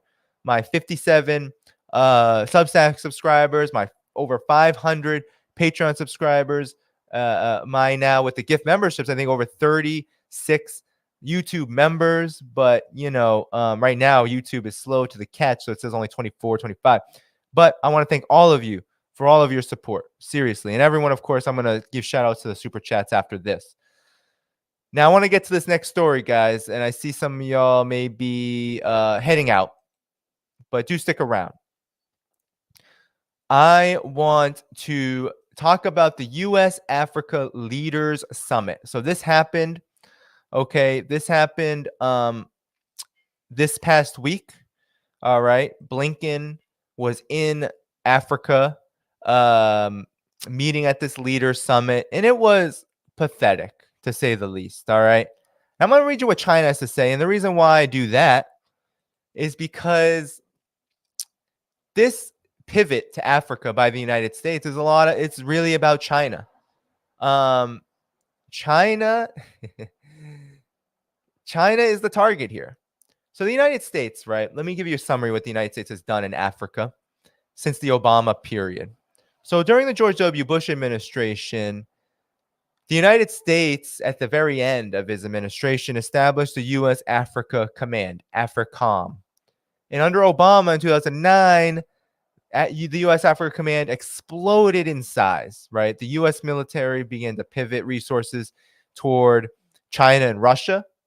And so you had this military encirclement of Russia, this pivot to Asia. You also had the militarization of Africa.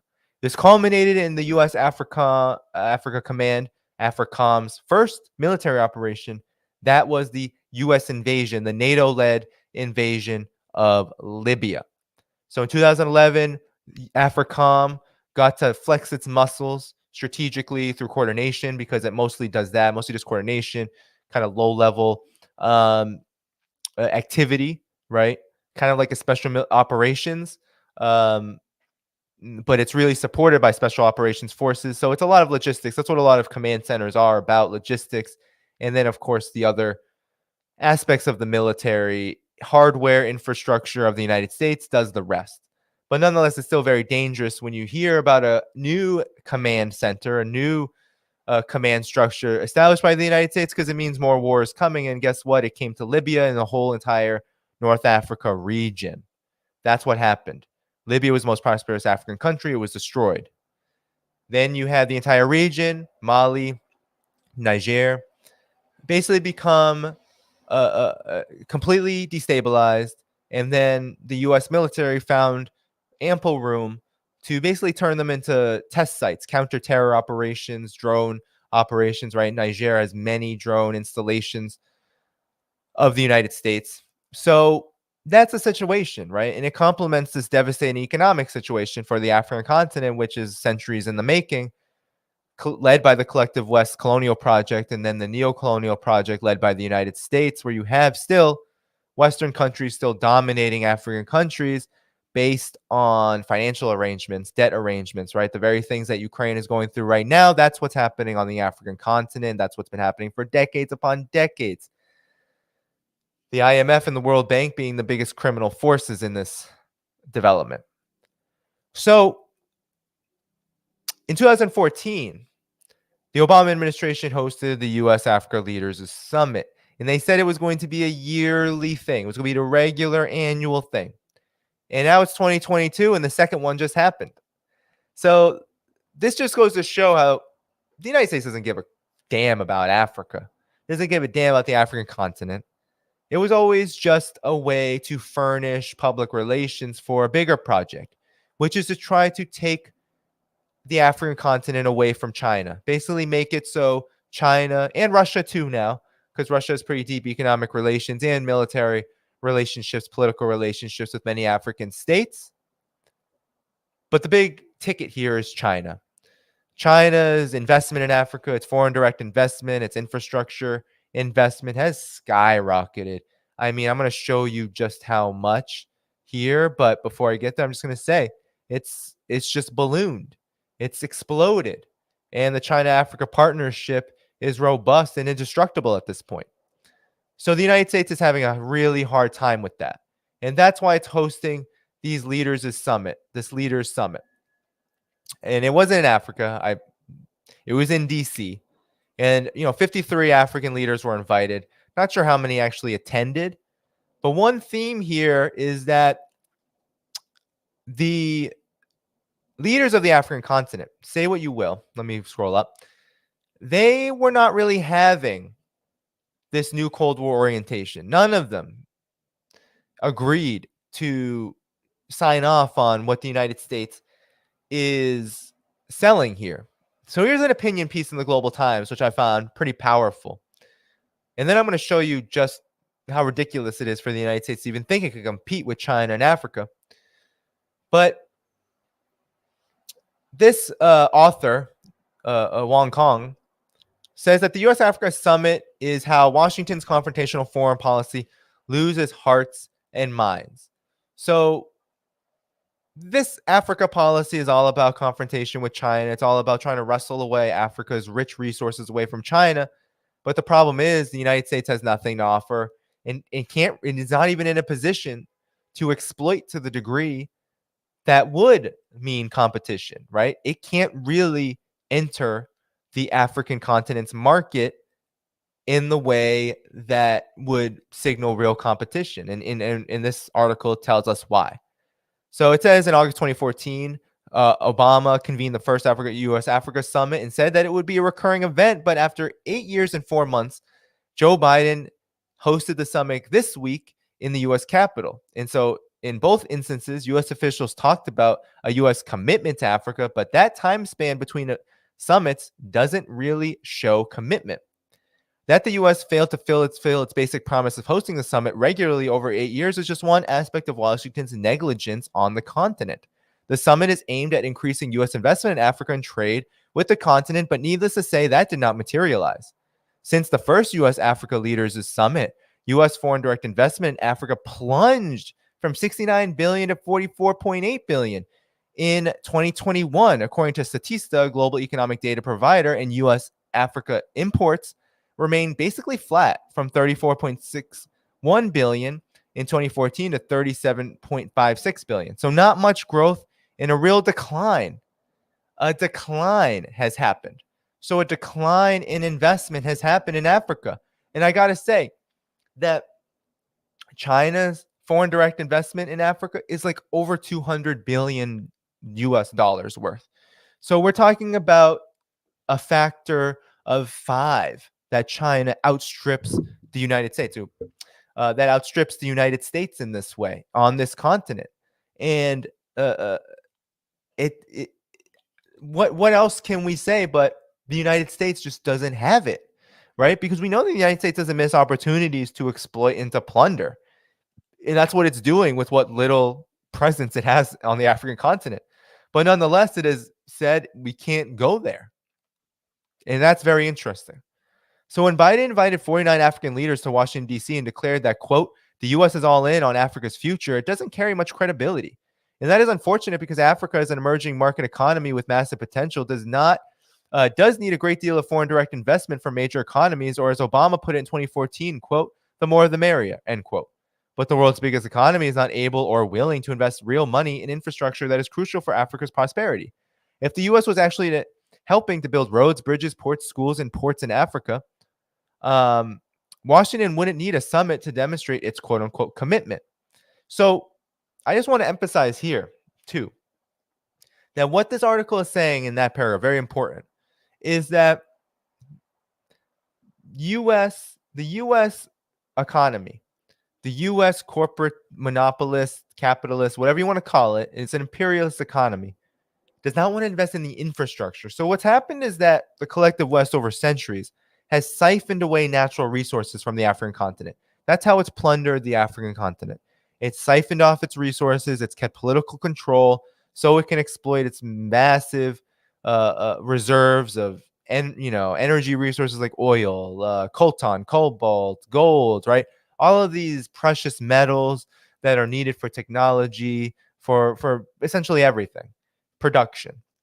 And that's kept Africa very poor. But when you extract at that level and keep a state of dependency, you end up creating a situation where production is so underdeveloped in these African countries that in order to speed up investment and to increase investment rather than just create deficits, which is what has happened, right? The African continent actually exports way less than it imports, right? The money going out is, tens of billions of dollars more than coming in. And that's not a coincidence. That is a direct neo-colonial policy. But in that situation, if we understand economics, I consider myself a Marxist economist. We have to understand, but you don't have to be a Marxist to understand this either, that in order to increase production, you have to invest in the means of production. And just siphoning off natural resources at such a low level of production doesn't account for that. And then Western financial institutions has basically offered conditionalities and imposed conditionalities on African countries saying, well, you need to pay back this debt at interest and then basically decimate your economies, especially your public sector, in the process in order to pay us back. So that keeps African countries in a low level of production. China, on the other hand, says, well, how can we invest in a country that has such a low level of infrastructure? It's not going to really serve us because China is interested in producing more, in enhancing its own development. And it's saying, well, if we're going to enhance our own development through trade with Africa, well, Africa needs to be able to enhance its development too. African countries can't be in this state of destitution. There's no, it can't be in this disconnected state, this chaotic state with no roads and no ports. Absolutely ridiculous, right? No roads, no ports with all these rich resources. Well, that's the difference here. And that's why they don't invest. That's why the US does not invest in Africa, because it doesn't want to pay the money. You have to pay. You have to actually invest in the means of production. And that means you have to allow African countries, you have to, right? If African countries don't have the money because of these debts, well, you have to provide it yourself. And China does that. And China says, yeah, we'll provide it to you.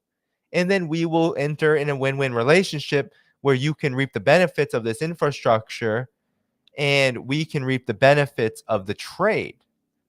Pretty simple, right? But of course, it's nefarious to the collective West, to the US corporate media. It's nefarious that this is happening. So this has been an awkward summit for Washington. It's obvious that U.S. officials want very much to talk about China, but African leaders have made it clear that they are not at all interested in Washington's cliche talking points and warnings about Chinese influence, quote unquote. That's why we are seeing the U.S. tiptoeing around tiptoeing around what they say about economic partnerships and investment, and what they really want to talk about, growing China-Africa cooperation. The summit is clearly aimed at reassuring African leaders who are weary of Washington's geopolitical tricks. U.S. officials have been trying very hard in public comments to avoid the summit being about China, with U.S. Secretary of State Anthony Blinken saying, this is not about competition with others. This is not about saying to our friends and partners, you have to choose. This is about offering a genuine choice, offering genuine partnership. That all sounds nice. After all, Africa has the right and should be able to choose its partnerships that are in the interest of the African people. However, that's not all Washington is talking about. In carefully drafted public statements, U.S. officials want to position themselves as simply offering a choice and not forcing African leaders to choose. But evidently, they just can't hide their actual intention of pressuring African countries to abandon their partnership with China, even though they themselves cannot offer anything concrete. At a panel with several African leaders at the start of the summit, U.S. Defense Secretary Lloyd Austin asserted that China was expanding its footprint on Africa on a quote-unquote daily basis through its economic influence, which quote-unquote creates problems that will eventually destabilize, creates problems that will be eventually destabilizing if they're not already. So there you have it. They say it. It's like, oh, well, self-determination for African countries. It's like Ukraine. Self-determination for Ukraine. Self-determination. Democracy. You choose. Ukraine has to choose when it fights a war, when it doesn't, when it wants peace, when it doesn't.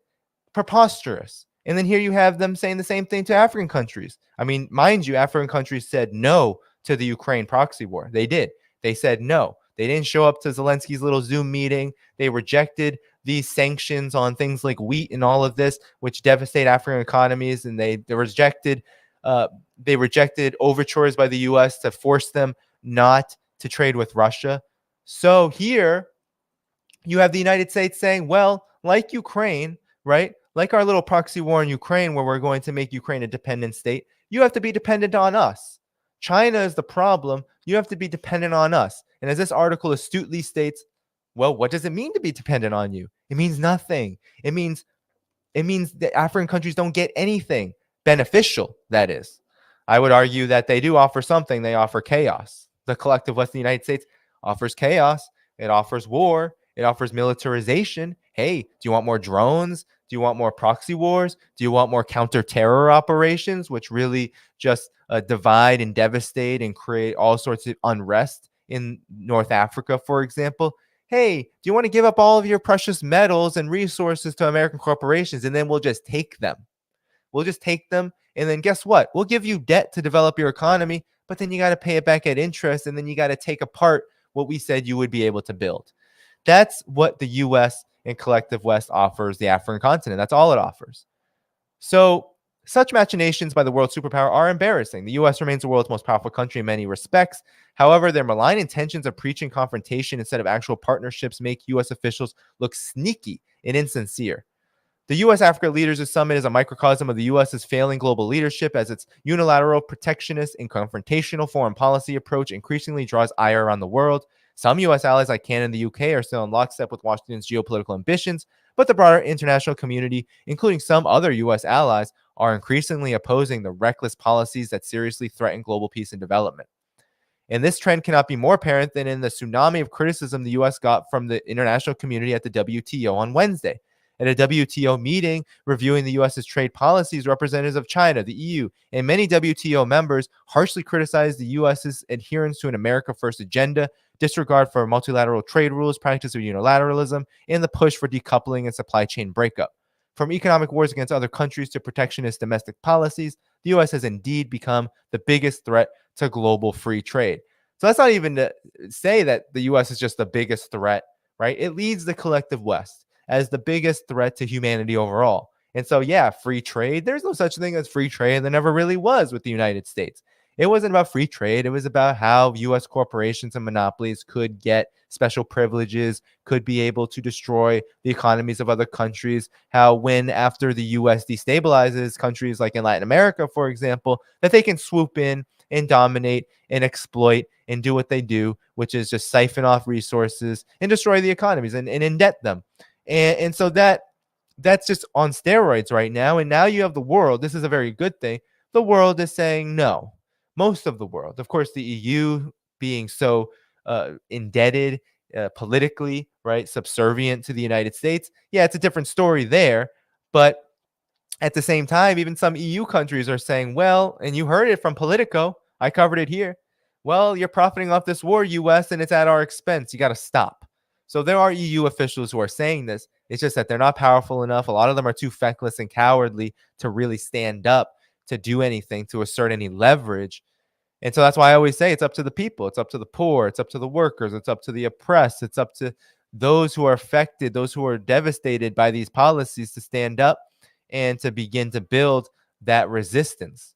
So most notably, the EU's representative of the WTO, Zhao Aguiar Machado, said that we continue to have serious concerns about the impact of some U.S. policies on trade.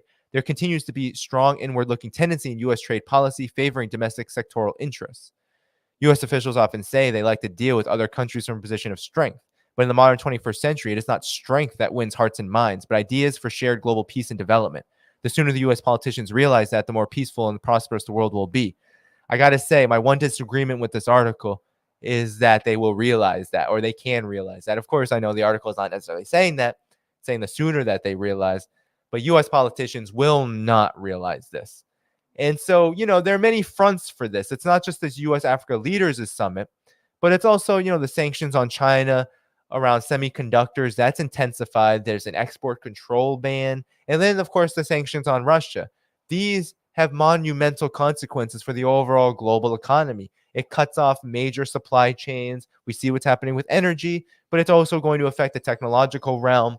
It's also affecting Taiwan. One of the reasons why Taiwan flipped in the local elections, is because Tsai Ing-wen and the DPP decided to sell off TMSC. They sold it off. They sold it off to the United States through its anti-China policy. And now Taiwan's economy threatens to go into recession. That could be very soon as well. So, this is the reality situation. But I want to show you, right? Because it's one thing to say, well, the U.S., yeah, it's a basket case. Yeah, it can't really compete because it's in such decline, and it's always about confrontation with the U.S. Yeah, that is 100% true. But I also want to show you, and I got to plug in my laptop, so bear with me. Hopefully it doesn't change anything. Sometimes it does. All right. So I want to show you. China's actually offers an alternative. All right. It's not just that the US can't, but it's just that China can. And this is what is driving the United States absolutely up the wall. And also it's driving its collective West vassals up the wall too. Because we have to include them in there. We can't say it's just the US here. The US needs its quote unquote alliances, means it needs its servants to help it because the US is, again, in no position. And so China can provide the African continent, African nations, with what the U.S. can't. And so I just want to show you this one study. And there's I want to just reference Deborah Brottingam. She works for Johns Hopkins, right? She's written a great book called The Dragon's Gift about China's trade with Africa. Highly recommend that if you want to understand. It's outdated. I think it stops around 2009. But nonetheless, you will get a really good picture up until that point. It's only accelerated. Nothing has really shifted with China and Africa relations. It's only accelerated and intensified. But you will learn a lot from that book about how this works, why Africa and China are getting closer. But you have at the Center for Global Development back before Russia's special military operation Ukraine, this is February 9th, 2022, say that China lends 2.5 times what the US, Japan, UK, and Germany combined for infrastructure in sub-Saharan Africa. So this is just sub-Saharan Africa, but it makes this is Africa as a whole, really. This is the picture for Africa as a whole. It says, I'm only going to read a little bit of this. China's development banks lent more than twice as much for public-private infrastructure projects in sub-Saharan Africa as the US, Germany, Japan, and France's development finance institutions combined, according to a new study from the Center for Global Development. Researchers at the global think tank examined 535 infrastructure deals in sub-Saharan Africa with private sector component that reached financial closure between 2007 and 2020. They found that China's investments in public-private infrastructure deals in sub-Saharan Africa dwarfed that from governments, other governments, and from multilateral development banks. The study also found no sustained upward trends in overall sub-Saharan African public-private infrastructure finance from multilateral development banks, private finance, the share of volume of local private finance participation by international institution investors, or finance from bilateral lenders. Quote, despite much of the rhetoric about using public finance to attract large amounts of private infrastructure investment in sub-Saharan Africa, overall public-private infrastructure investment range stuck around $9 billion per year, well short of what the continent needs. There's a lot of criticism of China, but if Western governments want to boost productive, sustainable investments to meaningful levels, they need to deploy their own development banks and press multilateral development banks to make these investments a priority. So there you have it. They're lagging behind. They're not doing it. The collective West is not doing it. The United States is not doing it. And their so-called multilateral institutions, which are dominated by them and are thus ultimately beholden to hegemonic imperatives, selfish and unipolar imperatives, they're not doing it either. So here's some numbers between 2007 and 2020. China's Export-Import Bank and China's Development Bank provide $23 billion in financing, while all other major development financial institutions combined only provided $9.1 billion. That's a number. Meanwhile, China has a per capita GDP that's about 5 times less than the United States. So it still has a ways to go before it catches up to the United States economically overall, but yet it's providing 2.5 times more infrastructure investment. So less than a tenth of what was provided by China was offered and given by its principal finance institution, the U.S.'s principal finance institution, the U.S. Overseas Private Investment Corporation, now the U.S. International Development Finance Corporation, which was just $1.9 billion. So China provided $10 billion more, 10 times that, meaning almost $20 billion. Multilateral development banks like the World Bank have also not significantly stepped up their efforts, even following the 2015 billions to trillions vision launched alongside the UN Sustainable Development Goals. These institutions provide an average of just $1.4 billion per year for public-private finance infrastructure deals in sub-Saharan Africa from 2016 to 2020. And here's the comparison. Here's just the comparison of the institutions. China's Export-Import Bank and its Development Bank, $23 billion USD going to Africa for infrastructure 2007 to 2020. Here you have Japan 2.4, Germany 2.2, US 1.9, Netherlands 1.1, South Africa's Development Corporation 0.8, France 0.6. So, I think you get the picture here. And this means that African countries have infrastructure deals around things like roads, ports, all the things the article talks about, telecommunications, energy infrastructure, electricity, right?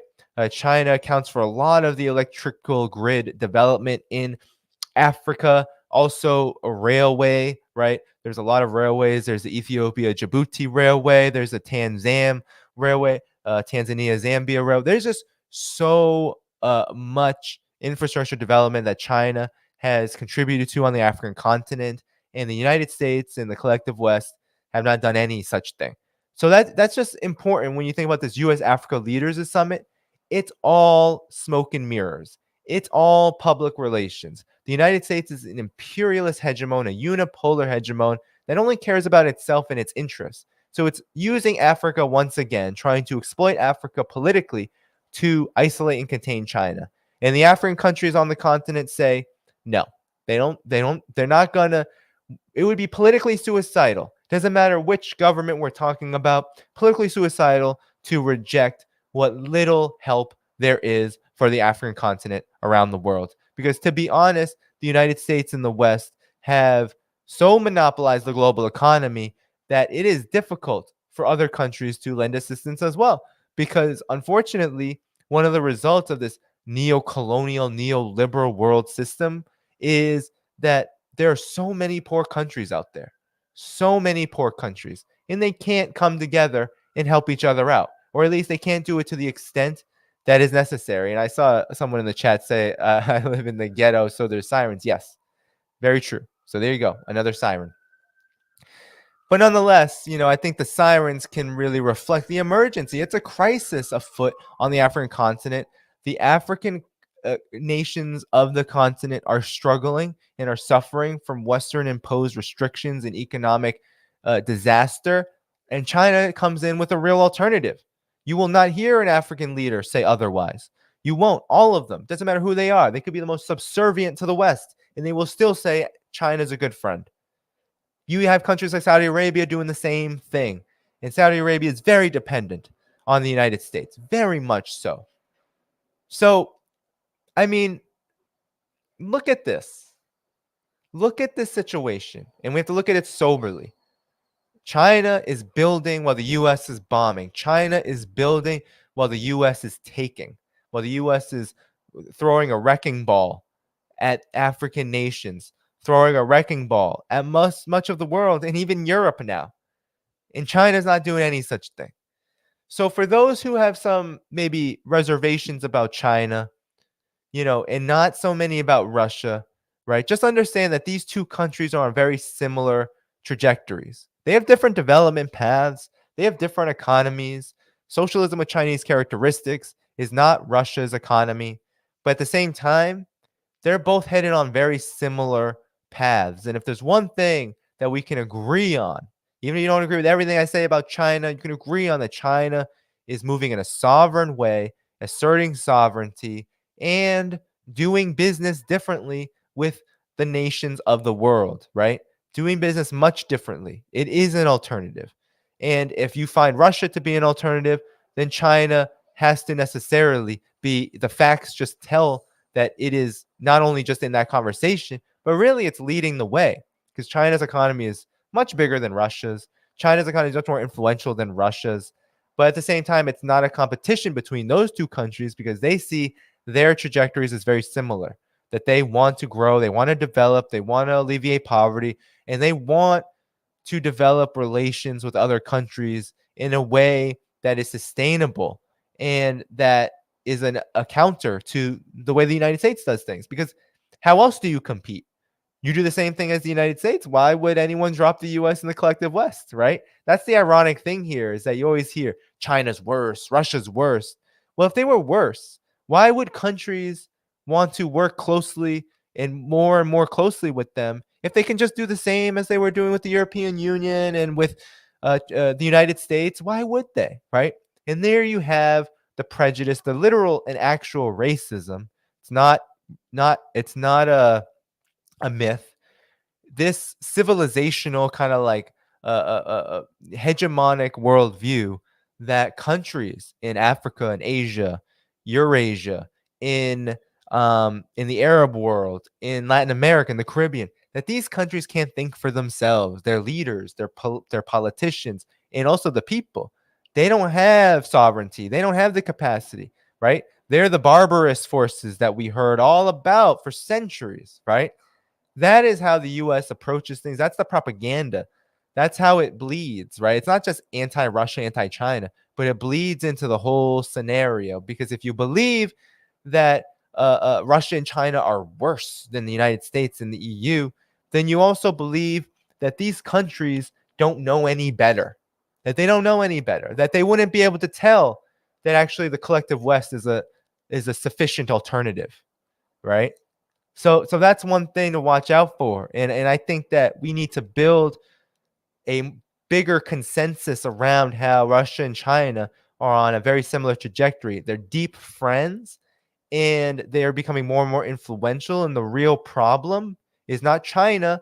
It's the fact that the US and the collective West are seeking to contain and destroy China at the expense of really everybody, working people everywhere, the nations of the world, the people of the world.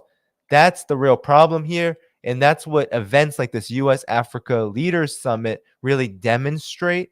And also, it demonstrates how that project is really a pathetic one, but no less dangerous than what's happening with Russia, because we know that China's economy will continue to grow.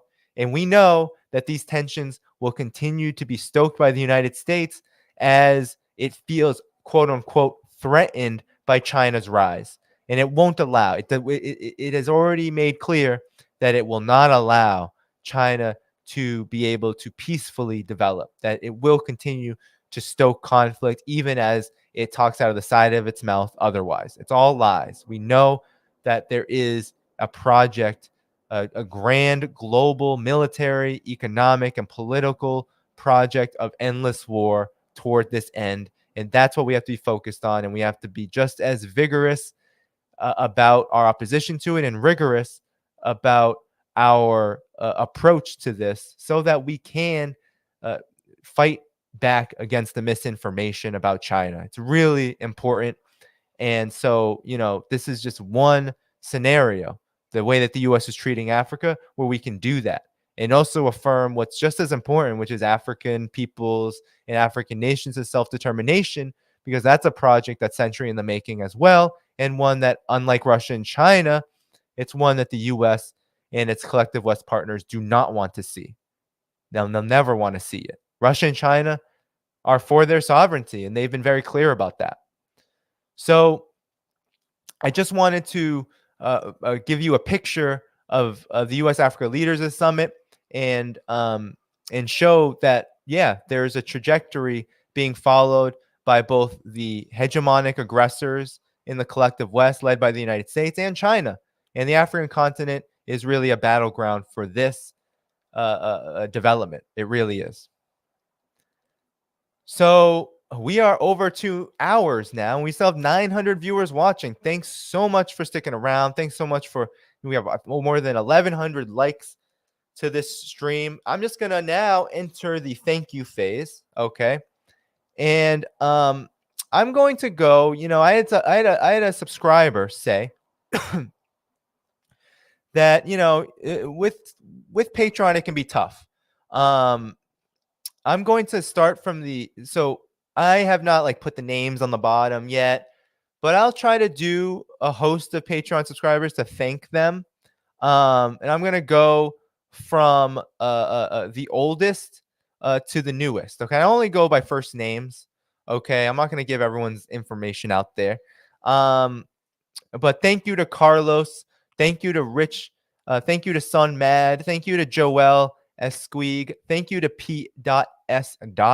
Thank you to Joannis. Thank you to Peter. Thank you to Jay. Thank you to Larry. Thank you to Lawrence Chu. Thank you to Kevin. Thank you to Christoph. Thank you to Gene, Kenneth, Nicholas, Marcy, Crystal, Arash, Colm, Ian, Rick, Greg, Veronica, Meng Chi, Robert, Soraya, Laura, Joe Chen, Lukman, Diaspora, Ninja, Janet, Steven, Aditya, Jason, Boris, Davey, Morgan, Mia, RH, Eric, Vivek, Ingi, Lisa, George, Steven, Tristan, Elena, Irf, Gail, and Paul. So I'll stop there.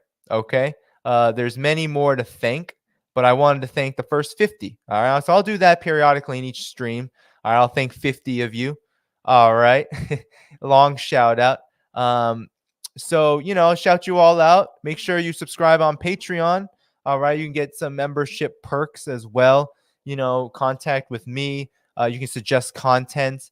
I have someone who suggested something that I'll have to get to in the next stream about my own political development. I'll definitely do that in a stream coming up. So yeah, suggest content.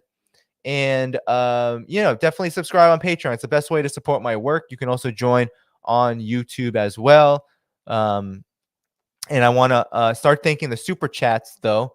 Okay, let's do it. Let's do it. All right. Thank you, JM, for being a loyal member. Appreciate it for your support. Let's keep going. All right. All right.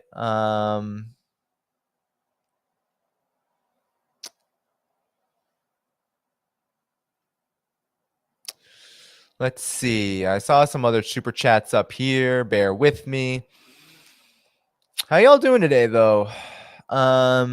This was a pretty packed Saturday stream. A lot of people say they missed the streams, so you know, I want to flirt with time. A lot of it depends on my schedule, especially my wife's schedule, because the space isn't so big. So I try to do it when she's not around. That's why when she works overnights, I do it at night.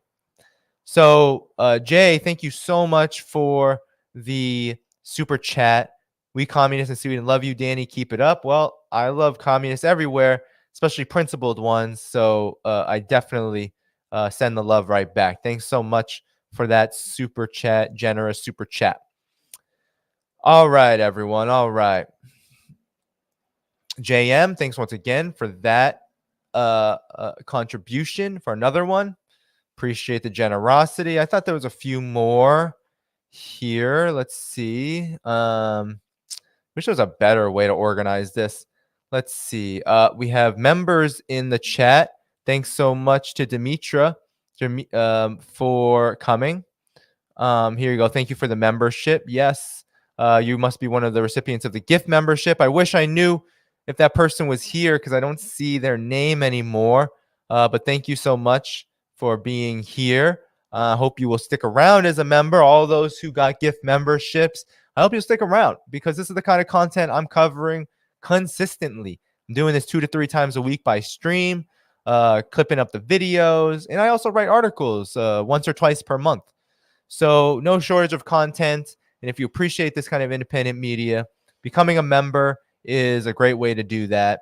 On YouTube, hit that join button, or Patreon is the best way for me, though. Hello to Stern, the member, another member. Hello to all of you members who are here. I really appreciate you coming out.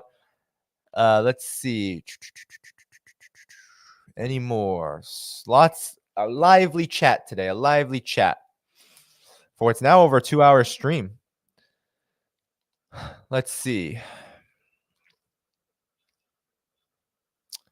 Got a lot of hellos. Got a lot of hellos. Yes, yes, yes. Looks like we're heading to the first part of the stream, though. So I saw a couple kind of early on, so I'm trying to get to them. Bear with me. Thanks so much for sticking around. And then I'll thank the Rockfin tip. I know that there's a tip on Rockfin.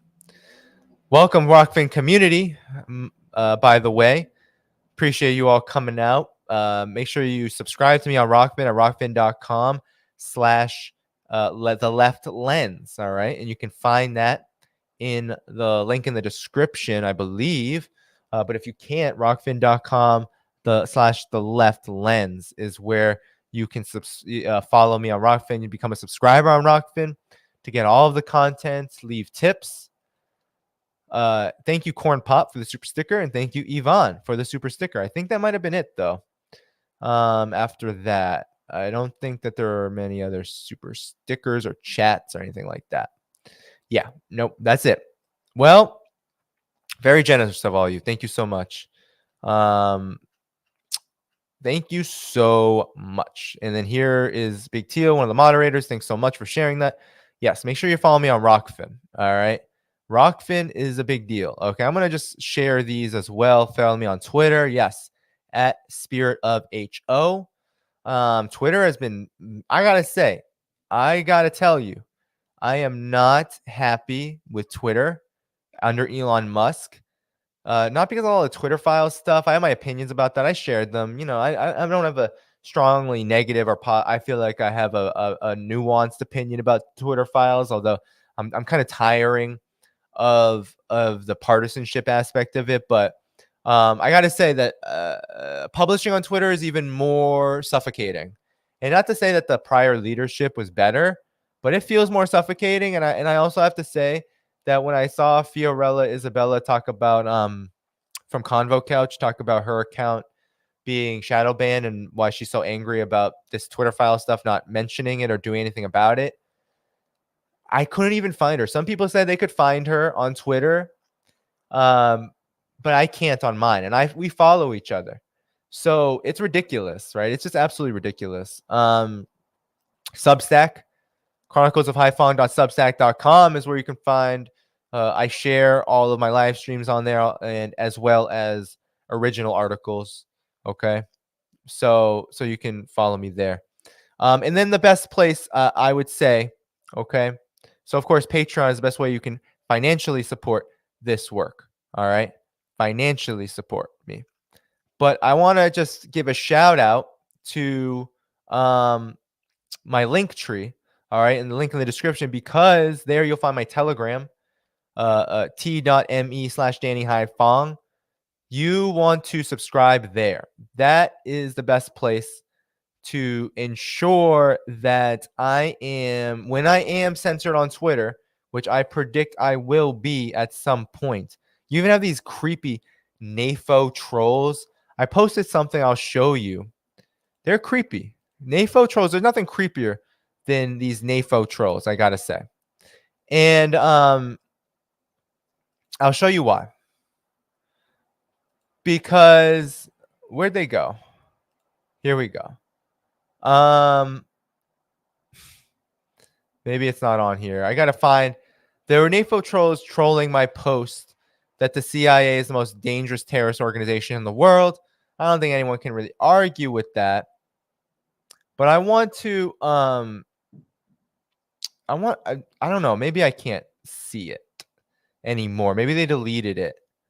But there were NAFO trolls that responded to it with like this really almost like a CIA meme joke, like they were the CIA. And I gotta say that I think the NAFO operation is an intelligence operation. I don't know which agency it's coming from. Can't imagine the CIA is not involved in it in some respect. But someone asked, what does NAFO mean? It means the North Atlantic Fellas Organization. It's these trolls you might see on Twitter with this little dog and the Ukraine flag. And basically what they do is they troll anyone who questions the dominant narrative on Ukraine. So anyone who questions NATO, anyone who questions the anti-Russia hysteria, all of that, they come in and swoop in, and they do a lot of mass reporting as well. So, for example, if you say anything about Zelensky, especially that is critical, I have certainly, every time I've posted about Zelensky, I get reported like a half dozen times by NAFO trolls. So they're an intelligence operation for sure.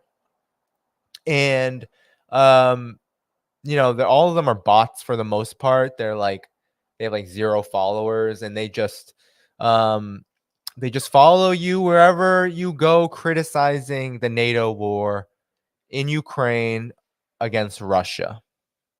So it's really unfortunate. But t.me/DannyHaiphong is my Telegram. Follow me there. Because Twitter, even though I have 50,000 subscribers, it's really not moving anymore. They basically frozen my followers, right? No matter how good my posts or bad my posts do, they don't come. And it's because you have massive censorship still. And so Elon Musk is not our savior. Sorry, at least not from my perspective. And that's not even to be selfish, because there's so many more accounts that are being affected like this as well. It's not just the corporate media, right? And the corporate media just entered the realm of censorship when they decided to semi-dox Elon Musk or something. To me, it's a joke, but the real censorship comes from the state against the people. That's the truth. State against the people. And so I'm going to put this up by Big Teal. All right. She put up the updates that I go live. Oh, yeah, I do always update there. It's hard for me to do any other kind of posting on Telegram just because there's a lot of work to do, but I at least try to keep you informed and of what I'm doing. All right. And that's the best way. It's a very free way to know how I'm doing, like what I'm doing and what I'm up to. So, everybody, You know, I could stay on here longer. Last night I caught whiff of like a Caleb Maupin diss of me or something. People were sharing with me on WeChat, the Chinese social media app. And I was like, do I want to do a reaction to it? And I said, nah. Like, it's just so cheap and pathetic and sad. Like, I don't engage in this nonsense. So, you know, not everyone's going to agree with you or your approach, but, saying stuff like I advocate killing all white people, it's so disgusting. That's a COINTELPRO narrative, my dude. So, like, yeah, I keep that. I'm just going to say that, you know, the work here at this channel is all about anti-imperialism. It's all about peace. I ain't gonna I know a lot of people who follow me follow Caleb, so I'm not gonna get into the trash talking, but you know, uh and this is someone I've actually met and talked to. Not big, conversations, but uh it's sad, it's just sad when people like they want to create drama. And I'm here like, yo, we got like a World War III scenario rolling out. We have China rising. We have nations around the world struggling against a rabidly imperialist hegemon. And you also have the people here, working class here, suffering and struggling. You have just this, these like bogus narratives, this propaganda war, information war. There's just too much to do, and it's like, yeah, ridiculous, so I don't know what that's about. I disagreed with them on certain issues. I guess that means I'm a grifter if I disagree with you. Strange stuff, sad, that's sad times, but I hope we can get over it. And maybe, I don't know, but that's that. And maybe if there's a time and a place for a real conversation, I'd have it, but not now. You hurl insults. That's just cheap. It's childish. The killing white people thing really got me too. I'm like, really? Oh, also I'm Asian and I don't defend Asians. Yeah, that's some wild stuff right there. Like, dude, mm-mm.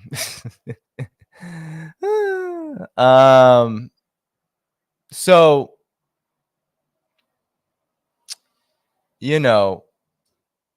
it's crazy because it's like, I'll talk about the issue, this is nothing on Caleb, but he says something like, I want to kill all white people and I don't defend Asians because they're getting attacked by black people. I'm like, dude, read the data. Like, there's actual research out there. I've covered it on this channel.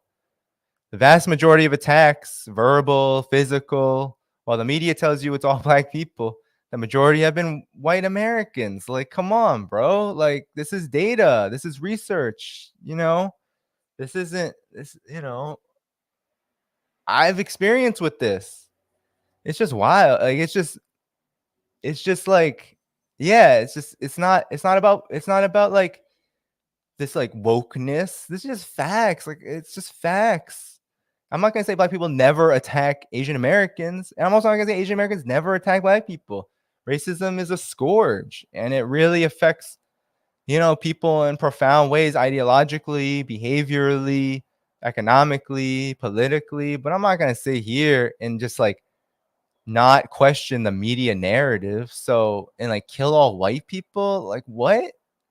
That's just because I talk about racism. I don't know.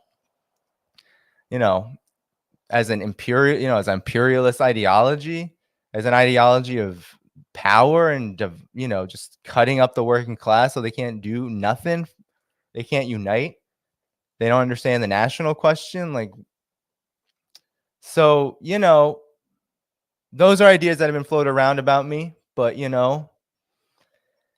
it's cool because this channel keeps going, focusing on the real stuff, the real issues. um you know, not personalities, not grifting. I asked for financial support, not to grift, but so I can do this and expand the work and do it longer, to do it more, to put in more work. Have you noticed? I don't know. I feel like my labor time has only gone up the more support that I've gotten. And that's because I'm not trying to get rich here. I don't know if you know Marxism, that's how it works. If you understand capitalism, understand Marxism to any degree, you understand the more labor time you put in, the more hours you work, you know, uh, the less you're compensated for that, the less you're able to do it, you know? That's what's happening now under neoliberalism. So as I get more and more support, the more and more I can do it because I don't have to work a bunch of hours elsewhere. It's mathematics. It's not grifting. You hear sirens out in my neighborhood because I can't afford to live in a place that doesn't have sirens all the time because people are struggling out there. People are overdosing. People are collapsing from health issues. People are getting into violent altercations because they're so angry about their conditions and they're taking it out on each other. Like, that's what's happening in my community. So, grifting, that's just a lot. I hate that term for any of us too, because it's just like, yo, most of us, there are grifters out there. There are. I mean, there are people who are just trying to make money. That's your prerogative. I'm not surprised. This is the economy we live in, but please, just if you think that, just keep it to yourself, man. Publicize that. It's embarrassing. Embarrassing to me. That's just embarrassing. Like, stop. So that's why I keep it professional here. No name calling, no hurling insults, no, there's a maturity. I'm 32 years old. I'm 32 years old. I already feel old too. So some people might say that's kind of young. I don't feel that way. I feel like I was young in my 20s. I feel like I was young in my teens. Mm-mm.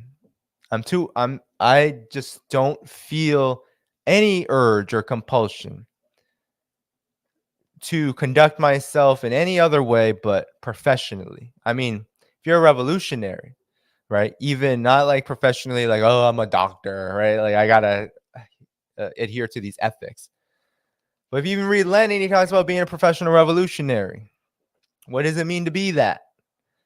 And, if you're really for the end to unipolar hegemony and you want to see a world where people can express self determination and don't have to live with the scourge of poverty, endless war, and that kind of thing, you got to conduct yourself accordingly with people, and you got to be able to talk to people in a way that they can hear it, and we're not always going to agree on everything. And some people take disagreements on things, on certain issues, on questions as like, oh, well, you hate workers now. And it's like, you're not, you're not being serious. You're just not being serious if that's how you approach politics. If you approach politics with I'm right 100%, and anyone who deviates or says something different is just beyond the pale, well, it's gonna be a lonely, lonely life. It's gonna be a lonely, lonely life,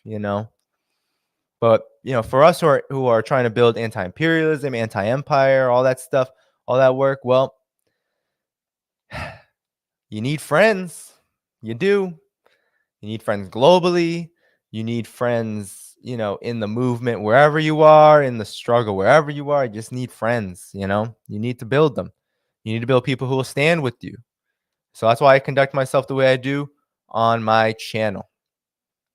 And I'm not gonna say like you gotta police yourself and you can't, make mistakes, and also if you find it, this is the internet, so a lot of people are like memeing and also taking advantage of anonymity and going after people hard. Like, yeah, you can do that, but I think where it gets really, really, really, really annoying, like really awful, like is to see just people running away with factless, baseless, personalized insults, right? And even people who join things like the chat of the video I'm referencing, not this one, not our stream, but the video I'm referencing, it's like, you know, running around smearing people as, oh, they only know woke hipsters. It's like, you don't even know who I am. Like, you don't know who I am at all. You're just spreading and smearing stuff. Like, fine, if you want to be that immature, you can do that. You can say that. But I can tell you 150% that I don't even know if I can, if I know any hipsters. Like, I grew up in a working class background. Even when I went to institutions where there were people who were like rich, I ended up just becoming friends with the people who were from working class backgrounds as well. Like, I just don't understand where any of this comes from. And especially from people who've never been in a union, who've never really done any other work even than this. And I'm not gonna, it's not a knock. It's just the reality.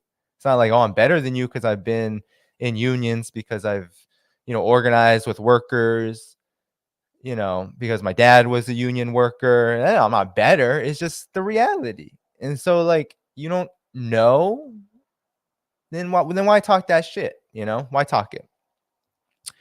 You just shouldn't do it. You shouldn't do it.